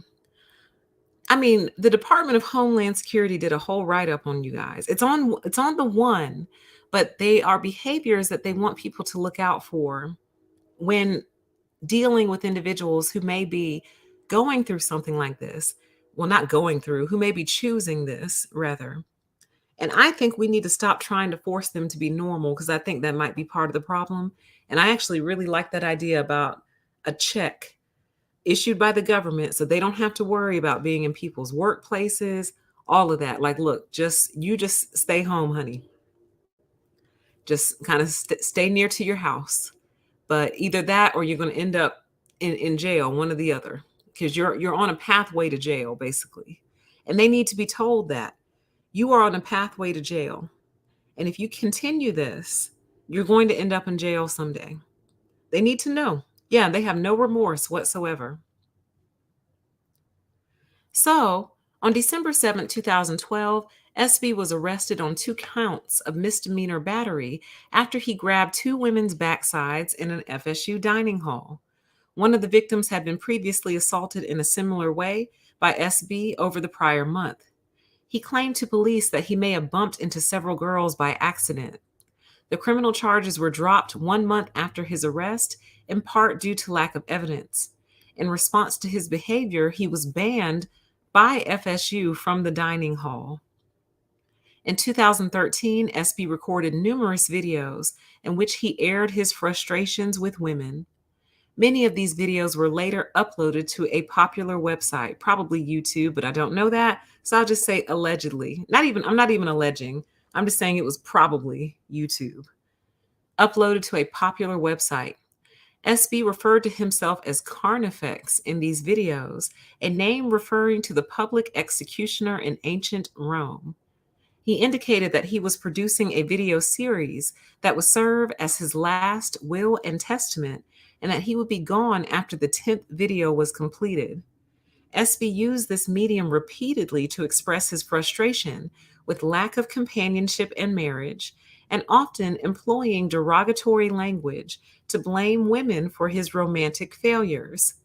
He described how he went on 14 first dates over a 2-month period. Each time he hit brick walls and did not know how much longer he could take it. He offered an ominous warning to women saying, "You bring this on yourselves," and predicted that women who abused their power would be the cause of the next Columbine. So let's take a look at this part here. So, this whole part right here. Again, they are completely obsessed and fixated on the idea of women and relationships. So it almost makes you wonder, if he had a girlfriend, would this mental illness go away? And the answer to that question is no. And here's why. The reason it wouldn't go away is because she cannot solve a problem this big. Her presence cannot fix this void. Her presence cannot fix the gaping hole that is in this human being. That is something that only he can fix. And if you believe in God, something only God can fix, truly. Or some extensive, deep psychotherapy and probably an exorcism is required as well. But if he suddenly found a girlfriend who really actually liked him and was willing to be with him, it would not change this, because then his new fixation would be making sure that she is the perfect girl and that she is living up to all of her female expectations and roles. And every single day would be a test of her femininity, a test of her loyalty. And this is the type that likes to tell themselves stories. So this could be the most faithful girl on planet Earth, and he will tell himself the story that she's cheating on him and will start responding to this story even though it's not true. So she would constantly be dealing with accusations. They're not well. So the presence of a woman would not actually fix this problem. They just think that it would. But the problem they're dealing with is psychopathy, narcissism, and deep, profound entitlement issues. A woman will not fix that. It has to be fixed where it first went wrong, the first wrong assumption. So let's continue. In April 2013, SB met a woman through a social media website designed to help people connect with other members who share similar interests in person. Her profile image featured a photo of her in a yoga pose, and she mentioned yoga at least 4 times in her profile. She also told SB that she went to a hot yoga class in Tallahassee. Initially, their exchanges were pleasant. However, their relationship quickly went downhill after she declined all his invitations to meet, including a date at a shooting range. He sent her unwanted sexual text messages and suggested that the woman become a stripper. In response, the woman called him crazy and weird and insulting before she ceased communication. SB ranted about the woman in his journal, writing that she presents as carefree, happy go lucky, and tries to engage. Endlessly, she snuffs me whenever I try to engage her. She answers as quick as she can, then turns away. I saw her gruesome look tonight. I'll never think of her the same way. I seem to bring out the ugliness in people. I'd like to put it to her.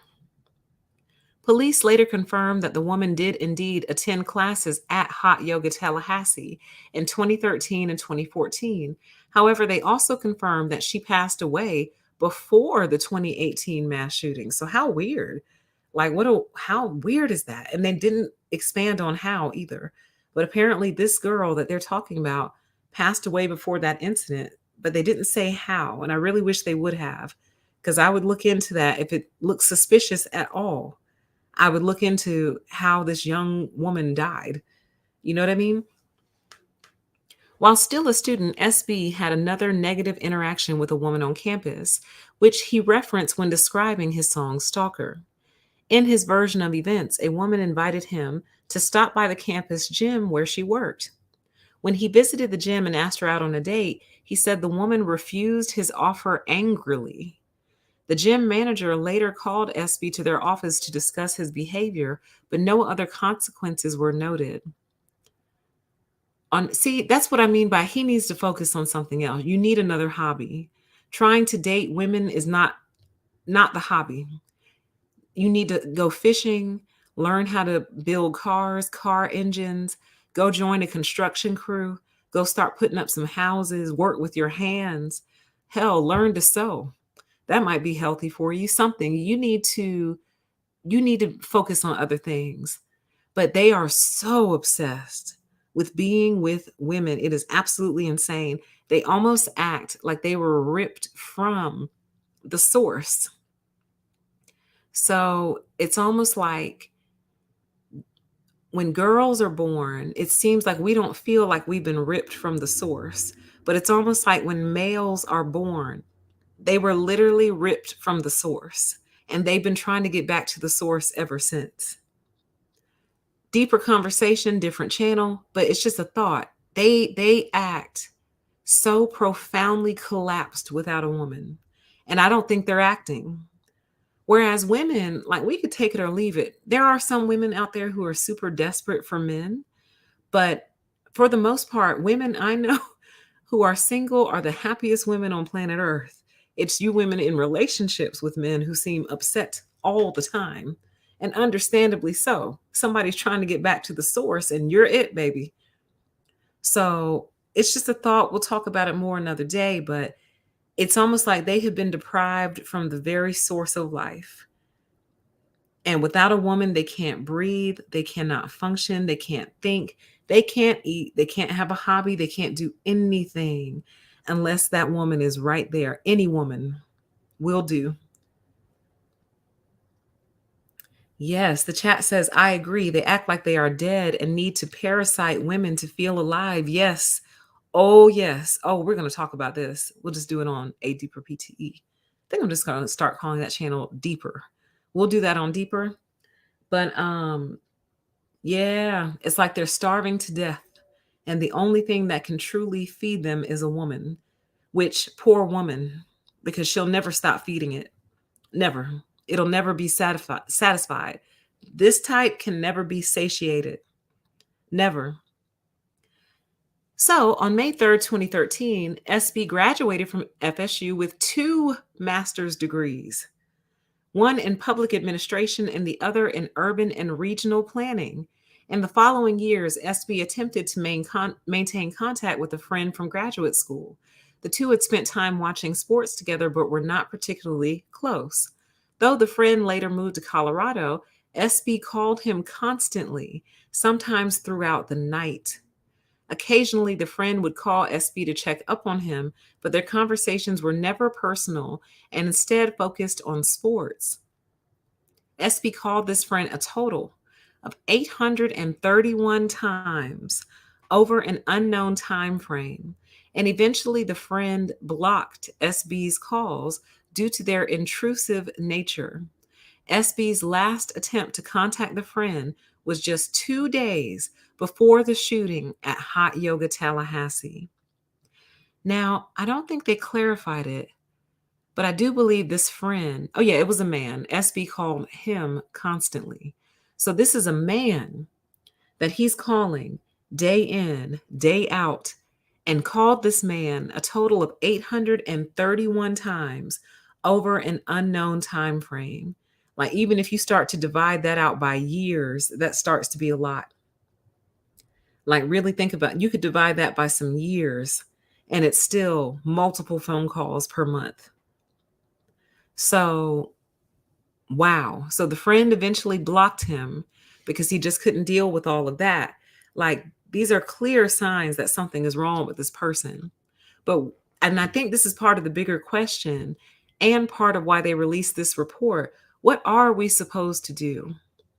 What are we supposed to do when someone is displaying these characteristics, calling you 831 times, but haven't technically committed any crime yet?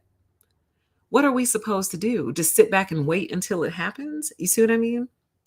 It's a very interesting discussion. Despite having finished his studies, SB returned to the FSU campus. In June 2014, a campus employee reported that SB was following a female volleyball coach at the campus gym, after which police issued him a trespass warning. A few weeks later, SB was spotted on campus again and was arrested for trespassing. As a result of the charges, he completed a misdemeanor diversion program and a work program. He was also banned from the FSU campus. At the time, SB was unemployed and received $1,560 in annual Veterans Affairs disability for tinnitus. Even though it was SB's own inappropriate behavior towards women, women that got him kicked out of or banned from various locations, his anger grew with each occurrence. When he described his inspiration for his song, I Hate the Whole World, SB wrote, I add ammo and barrels of fuel to the warehouse every time such persecution happens. How long before it ignites, before the entire warehouse explodes and wipes out everything in a lengthy radius? It may only take a spark, a match, a small lighted match. Now, see, I think this is an example of the narcissism on display because you would think, first of all, you would think that to be banned from somewhere or kicked out of somewhere would be very embarrassing for a person.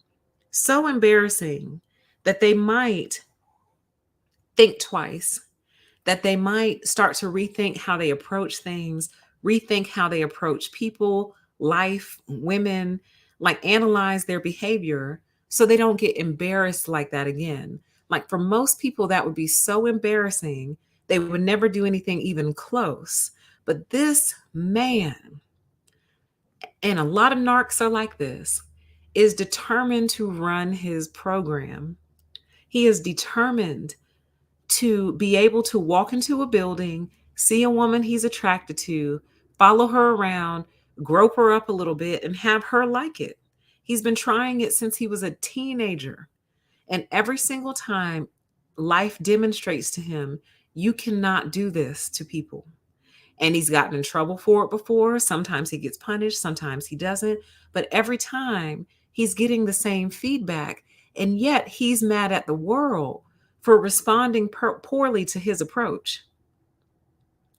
So this is part of that repetition that you often find in narcissists. They just repeat. They just keep trying it the exact same way, even though they know it doesn't work. It's like they are determined. And that's part of what makes them violate your boundaries so often. They are determined to do it their way regarding you.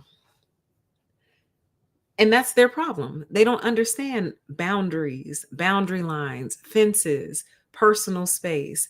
People have the right to yes and no. They totally disregard that, completely disregard it.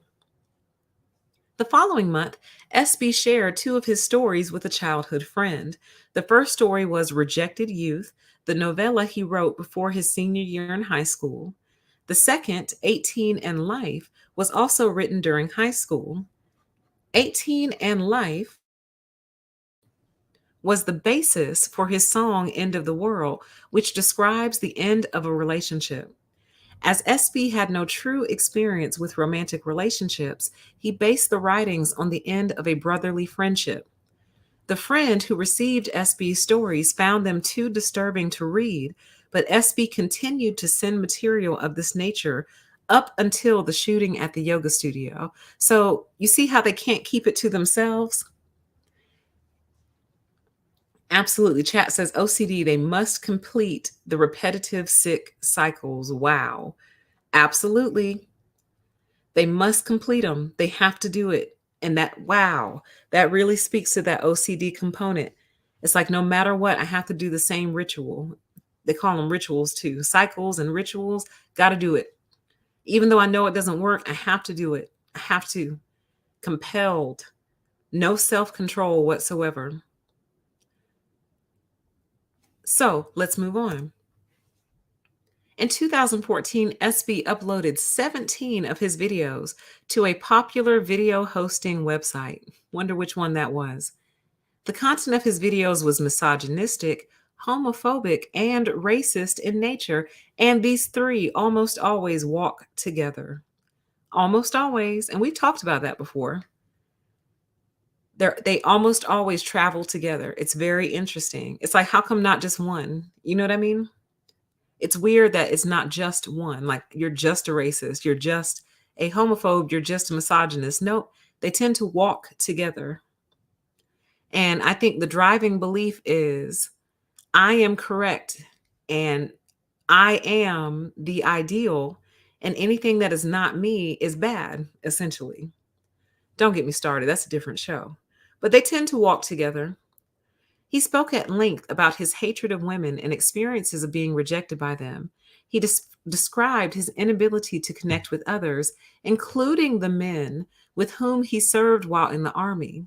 He also spoke about retribution, citing the mass shooting near the campus of UCSB in May 2014, which was carried out by a perpetrator motivated by misogyny and anger at his inability to have romantic or sexual relationships with women.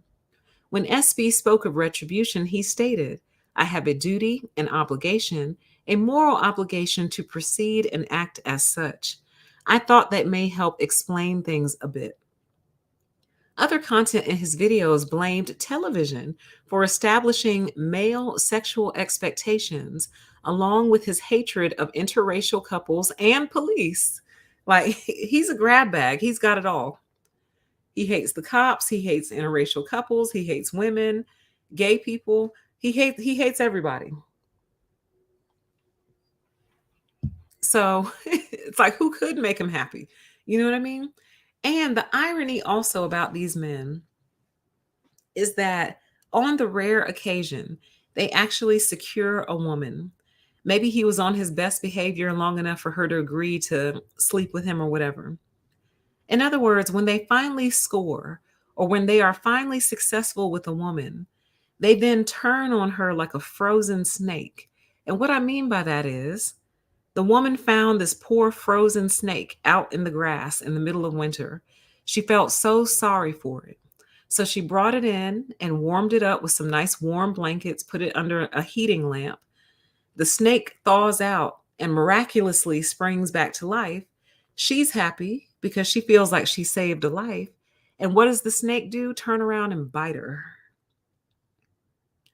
So, and that is based off of a fable, one of the fables, and I just don't remember which one, but it's the same thing. So when he's actually finally successful with a woman, sexually successful, typically they then turn on her. You would think that he would be so grateful that a real woman agreed to go to bed with him, that he would be kind to this person, nice to her, and do things that make her want to come around. You know what I mean? And make her want to do it again. Instead, he typically turns on her and begins to basically say that she's a slut and a whore, basically, for sleeping with him. She's not the winner. She's not the first prize contestant. She's now a slut and a whore for allowing herself to stoop so low as to sleep with him.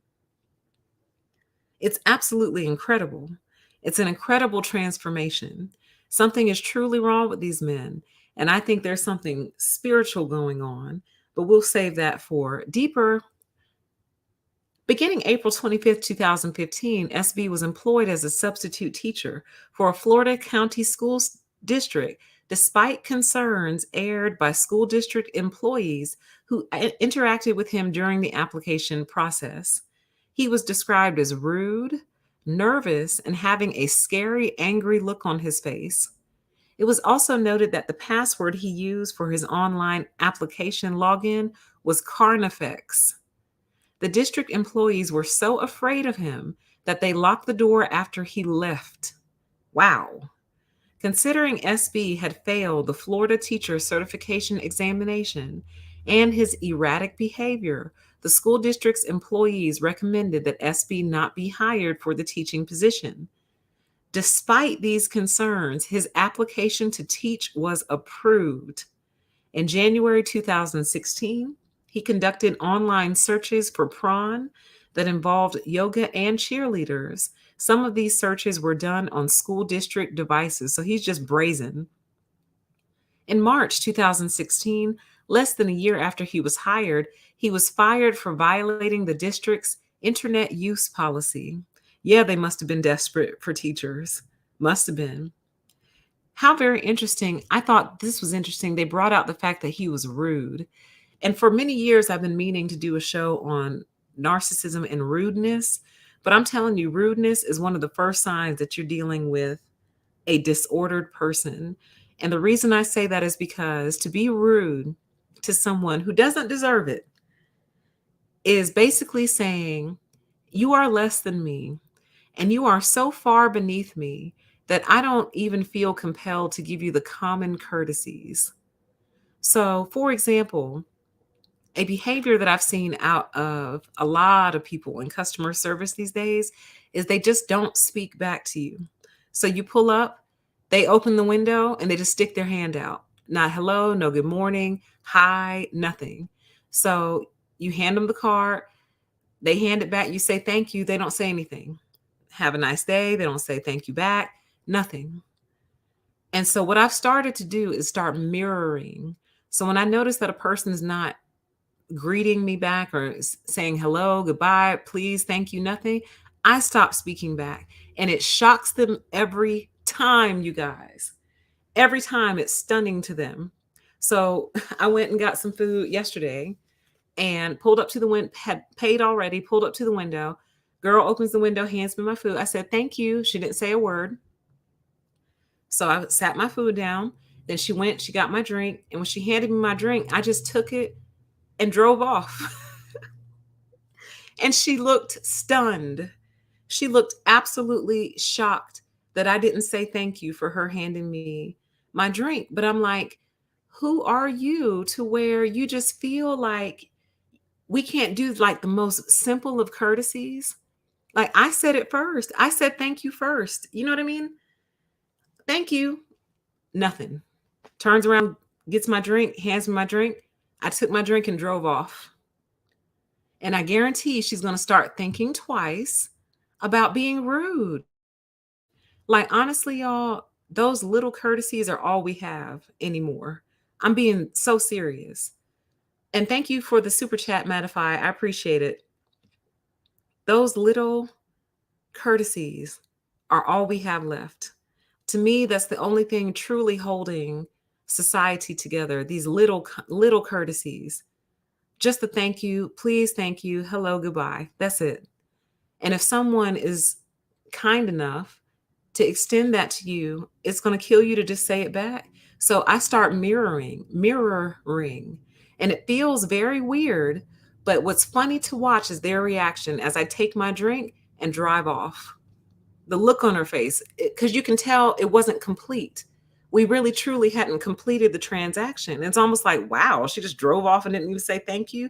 I said thank you. You said nothing. So I assume that you don't like to talk to people. So I just didn't say anything. I'm so serious, you guys. So rudeness is the first sign that somebody has completely disregarded you as a person. Pay attention.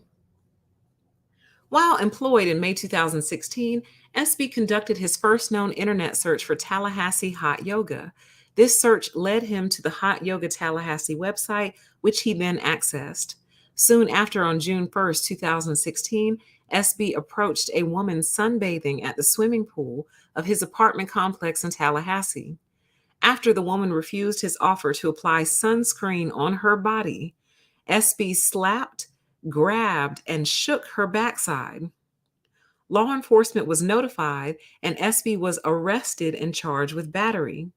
However, the charges were ultimately dropped after SB completed court-mandated counseling with a sex addiction therapist. He later described the counseling as a racket. This was not the first time he was court-ordered to attend mental health services.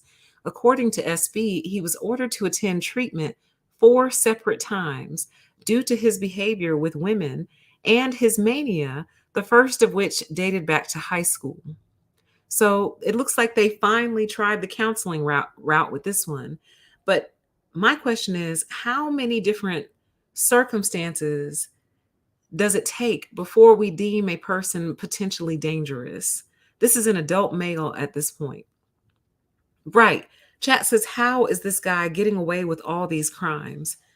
The only thing I think is he must be charming. He must be charming and possibly attractive, but maybe not. I didn't look up his picture, but he must be charming enough for people to be like, he's a good kid. Come on. Yeah, exactly. Why do they keep dropping the charge? Every single time they drop the charges on this man. Every time. Every time. Meanwhile, just a week after his arrest, his apartment complex served him a lease termination due to his conduct at the pool. The termination instructed him to vacate his apartment within 7 days or face legal action. That same day, SB conducted his first of many online searches for a cheerleading camp held at a resort in Panama City, Florida. The complex filed an eviction complaint and lien with the county court after he failed to vacate his apartment on time. The complaint was dismissed a few weeks later after he moved out of the apartment. In September 2016, he rented a room in a single-family home in Deltona, Florida, that he found online. He resided there with his new roommate who owned the home until the shooting at the yoga studio.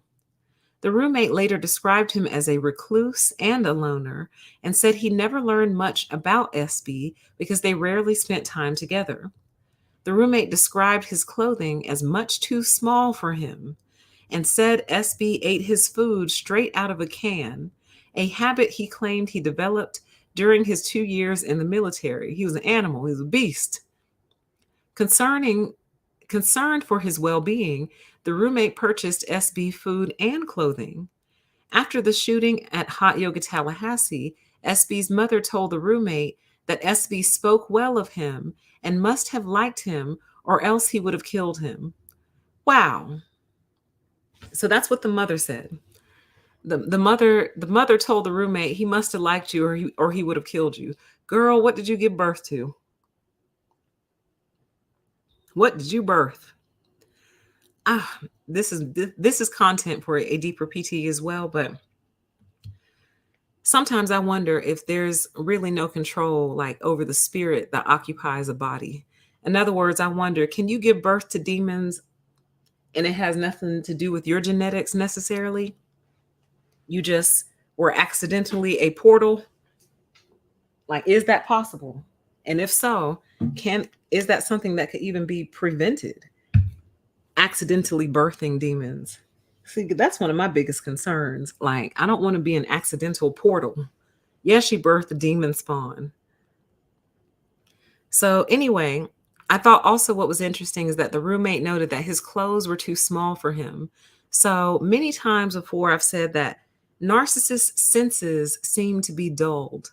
And what I mean by that is they don't seem to notice certain things. They don't hear anything. They can sit in a room with the smoke detector going off for 10 years and it won't bother them one bit. They can sleep through it and everything, work through it, all that. They're not bothered by things that should bother them. They really can't taste. They don't have much of a sense of taste or an appreciation for taste, literally and figuratively. They don't smell anything. And his clothes were too small for him. It's almost like he just woke up in the morning and just put on whatever was there, never considering, does it actually look good? Does it fit? Do I like it? Is it old? Does it need to be replaced? It doesn't matter. They're bots, non-player characters, okay? And that kind of speaks to it. And he said he just ate his food right out of a can, like an animal, basically. All right. So let's move on. A few months after moving to Deltona, he spent time with a woman he met through the same social media website he used in 2013. The woman was a psychologist and later commented that she noticed his disturbing character traits and was offended by his racist comments. Because they like to bounce their racism off of people to see where you stand with your racism. On a few occasions, he flashed a pistol around. The woman said she did not have any issue with the firearm itself, but she found the way he brandished it inappropriate. During a New Year's Eve party, he reportedly made aggressive attempts to get the woman to go home with him. Other group members he met through the same website referred to him as a Nazi because he would unexpectedly speak about weapons and his support for Hitler's mass harm. He also bragged about killing people while in the military, though there is no evidence to support this claim. You might want to go look into that. He probably did. Beginning in early 2017, he applied for 55 jobs with the state of Florida, but was not selected for any of the positions. He eventually found employment as a substitute teacher in a Florida county school district and later obtained a full-time teaching position at a middle school for the start of the 2017-2018 school year. During this time frame, he continued to exhibit inappropriate interest in women and girls, still getting these jobs. You notice that? Still getting these jobs. In July, he conducted another online search for the cheerleading camp in Panama City. In addition, after he began his full-time middle school teaching position, 3 sisters who attended the school told a parent and a school guidance counselor that he made them feel uncomfortable.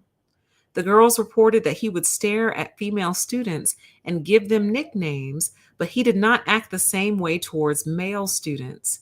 At the end of August 2017, just 2 weeks after starting the position, he was fired from the middle school for classroom performance issues, yet he could continue working as a substitute teacher in the same district. So do you see how he's completely fixated? That year over year over year over year, he is still thinking about cheerleaders and girls. Still. And I'm not sure how old he is at this point because they didn't reference his age up until this point. So I don't know how old he is, but he's got to be probably in his 30s at this point. And he still hasn't let it go.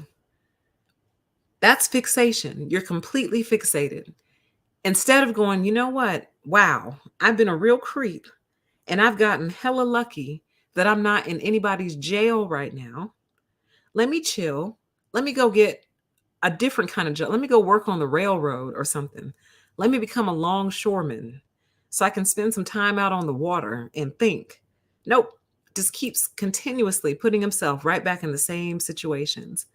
And doing the exact same thing, running the same script, running the same program. They are like broken computers, outdated computers that never got updated. How that happened, I don't know. As a substitute teacher, he worked in 21 different schools within the district, including elementary, middle, and high. In October 2017, a parent called the school where he was teaching to discuss her concerns about his prior arrest for battery, as well as his concerning social media content, which she referred to as red flags in his background. Whether the school district addressed these concerns is unclear. Later, after the attack at the yoga studio, former middle school students of his recalled their concerns. These students described him as being lazy, detached, and downright strange, that he gave off a psychopath vibe, like someone crazy, and that he put you on the edge, and that he was really, really creepy. Like, wow. Like, wow. This is what the kids felt. Parents were calling. And so it really makes you wonder how deep is surveillance? Because they claim that they've got everyone's number and that they're watching us and following us all around. But half the time, y'all can't find missing people. When you do find missing people, you can't figure out who did it.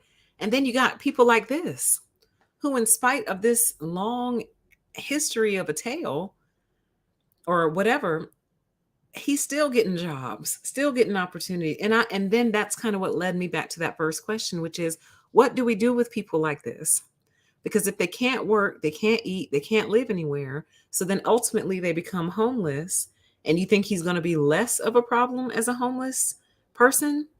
So what do we do to make sure these people can eat and live somewhere, but kind of ward them and kind of quarantine them a little bit? Is that what jail is? I don't know, but it's a good question to think about, because at what point do we say you're just not? This is a deeper conversation. Let's move on. In February 2018, while still employed as a substitute teacher, SB occasionally rented time in an individual's home recording studio to record songs. Over the years, he had written more than 100 songs and recorded over 24 of them, so he's a musician as well. The owner of the studio described him as a bit odd, a little slow, uncomfortable, and noting that there were many flags. Though SB had hired others to assist with accompanying music, some of his songs consisted of him simply tapping the beat as he recorded the vocals, which were significantly off key. So it sounds like he's delusional as well. He thought he sounded good. His songs often involve themes of misogyny, racism, blaming others, anger, and violence. He listed the title and a description for each song that he posted on a website he purchased sometime after August 2017. I'm not going to read his little poetry here, okay? But I will link this for you after the show. This is on page 17 if you want to read through his little poetry. Oh man. So yeah, I'm not going to read that. I'm sure the algorithm wouldn't like that. So let's move on. On May 23rd, 2018, SB conducted another online search for information on the Panama City cheerleading camp. 2 days later, while he was a substitute at a middle school, he asked a female student if she was ticklish and touched her stomach. The student became frightened and hid behind a classmate. The school removed him from class following the incident.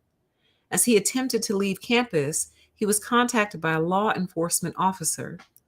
Though the nature of this interaction was not described in public sources, a week later, on June 1st, 2018, he was fired by the school for unprofessional conduct. And yeah, you're right, lazy to the core, absolutely. Over the next few months, he searched for employment but was unsuccessful. His average bank account balance during that time was less than 300, and he received monthly deposits from his parents. His account balance dipped to $26.25 by the time of the attack, according to his financial records. His mother later indicated she thought he was depressed due to his unemployment and lack of benefits. Despite his lack of income and being supported by his parents, he continued to record his music throughout the summer of 2018. He posted all of this music on his website and 2 other public music sharing websites at different times. So let's move on to him planning the actual attack. Yeah, it's awful. Like, it never should have happened to her. He should have been stopped a long time ago. Put him on a check and say, don't even worry about working. You're just on a check. We just need you to kind of stay close to the house. In early summer 2018, while still unemployed, he began planning his attack. In June, he conducted more online searches for the Panama City cheerleading camp, so he became fixated on this cheerleading camp. In July, he searched for yoga-related prawn, performed additional searches for cheerleading camps, and searched for the camp's schedule. Around that time, he met with a psychiatrist at the VA Medical Center. Although the details of his treatment were not available in open sources, he was later found to have prescription anxiety medication in his system during the attack at the yoga studio. On July 23rd, he purchased the Glock that he would later use in the attack from a pawn shop in Orange City, Florida. About a week later, on July 30th, he practiced firing for 30 minutes at an indoor shooting range in Tallahassee. After leaving the range, he traveled an additional 100 miles to Panama City Beach, where the cheerleading camp was located. On August 3rd, a few days after the trip to Panama City, he conducted an online search for cheerleading camps closer to his home. He also searched for a map of the area around Hot Yoga Tallahassee. After the shooting, police found SB to be in possession of a detailed engineering diagram of a plaza near the yoga studio, though it is unclear when or how he obtained it. In early August, he sent a childhood friend a link to his website. Concerned by the violent and misogynistic content of the website and its songs, the friend's wife reported him to a federal law enforcement agency on August 5th, 2018.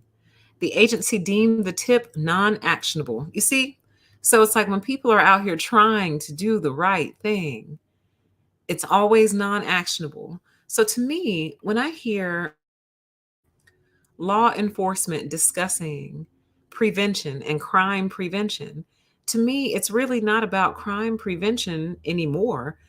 Because number one, how could you actually Unless you arrest people who haven't done anything yet, how can you prevent what someone has decided they're going to do?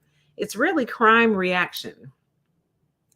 How are we going to react to crime? Because the prevention part, you guys obviously don't give a damn about, because the agency deemed it non-actionable.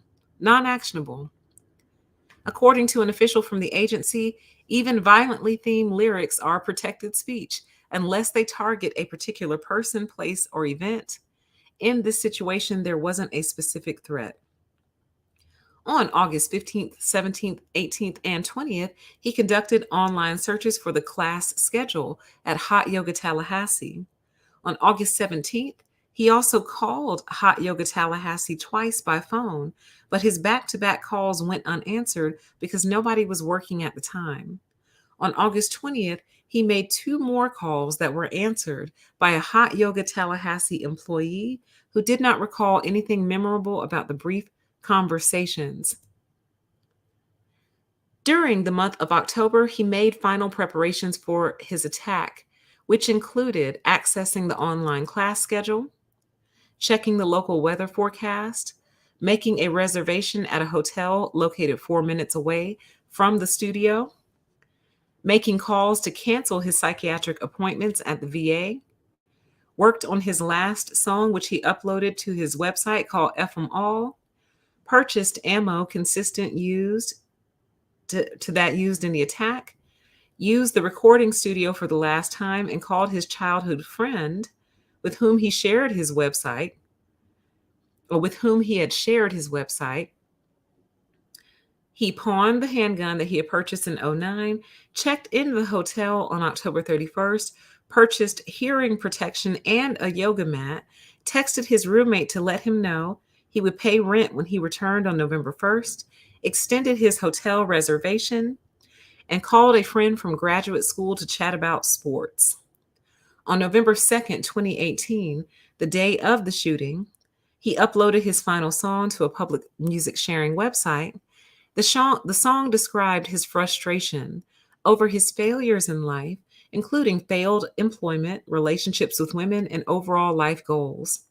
He also uploaded 27 of his songs to another audio website. Prior to leaving the hotel room, he left a note that referred to the then U.S. president in racist language and railed against America's racially integrated society, writing in part, "If I can't find one decent female to live with, I will find many indecent females to die with. If they are intent on denying me life, I will have no choice but to deny them life. Their arrogance, indifference, and treachery will finally be exposed and punished. If I can't make a living, I will make a killing. I will be successful with females. If I can't be successful at being positive, I will be successful at being negative. This is their court, however. This is not what I wanted. No kid sits in their room at night dreaming of this. It has come to this, though, and I simply have no choice at this point. It is a moral imperative." So, do you see how we were just talking about this? How I said that they act like they've been cut off from source? He said, if they're intent on denying me life, wow. So he equates women to a life-giving force, one of which that has been denied to him. So that's really deep, really intense. And we'll probably have to explore that more on another show. But this is how they view it. Imagine how big women must be to you. Women, and the woman must be like a giant in their mind, a giant that supplies life-giving fuel and power. And when she denies that life-giving fuel and power, it completely glitches them out.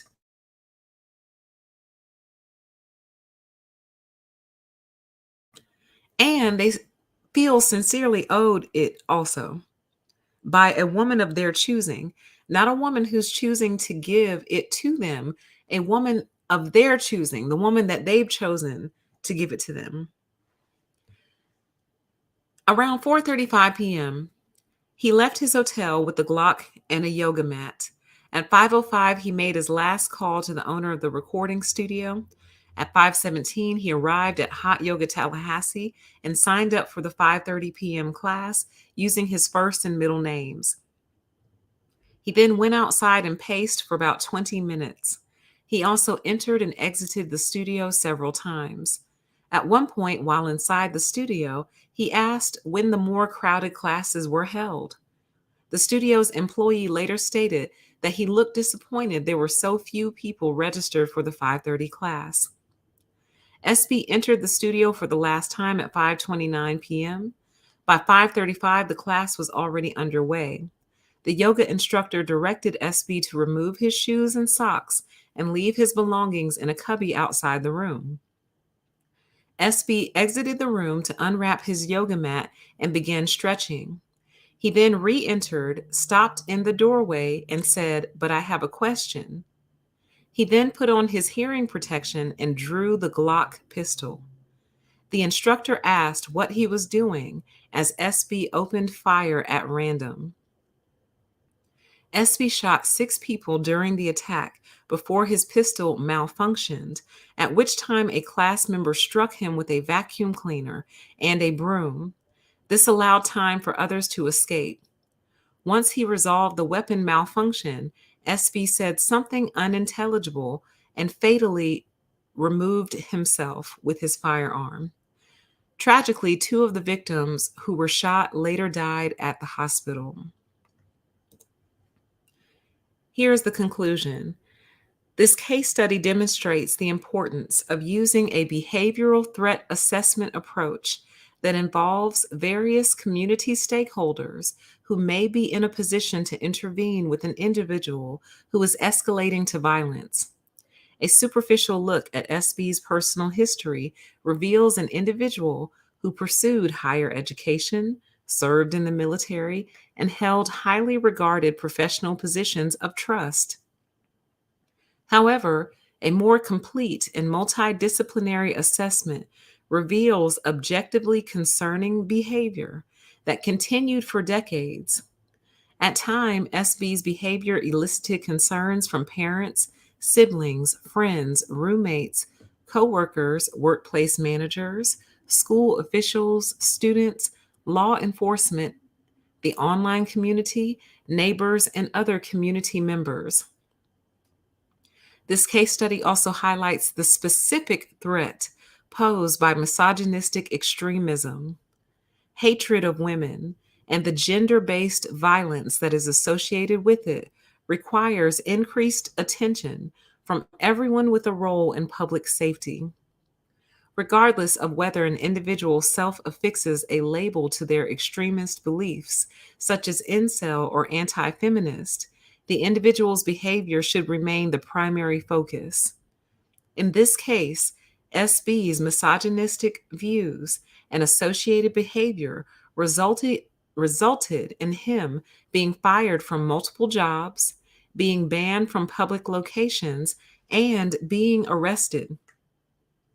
When conducting a behavioral threat assessment involving an individual who has elicited concern and subscribes to an extreme belief system, the investigation should not be limited to the ideology itself. NTAC research has shown that attackers' motives are often multifaceted. Beyond ideology, other personal elements also contribute to behaviors of concern, including desperation or despair, a need for belonging or connection with others, and a desire for attention or notoriety. Investigators should attempt to identify the origin and development of the ideology, which may help in assessing what the individual would hope to achieve through violence. Also note that the decision to carry out a violent act may occur well before a specific target is selected. As demonstrated in this case study, by SB researching yoga studios and cheerleading camps, an individual plotting an attack may explore multiple targets during the planning process before making their final decision. When seeking to prevent violent acts from coming to fruition, investigators must consider any potential targets that may achieve the plotter's intended goals and desired outcomes. Finally, NTAC research has shown that there is no one profile of an individual who plans or executes an act of targeted violence. Attackers vary in age, race, sex, education level, employment history, and other characteristics.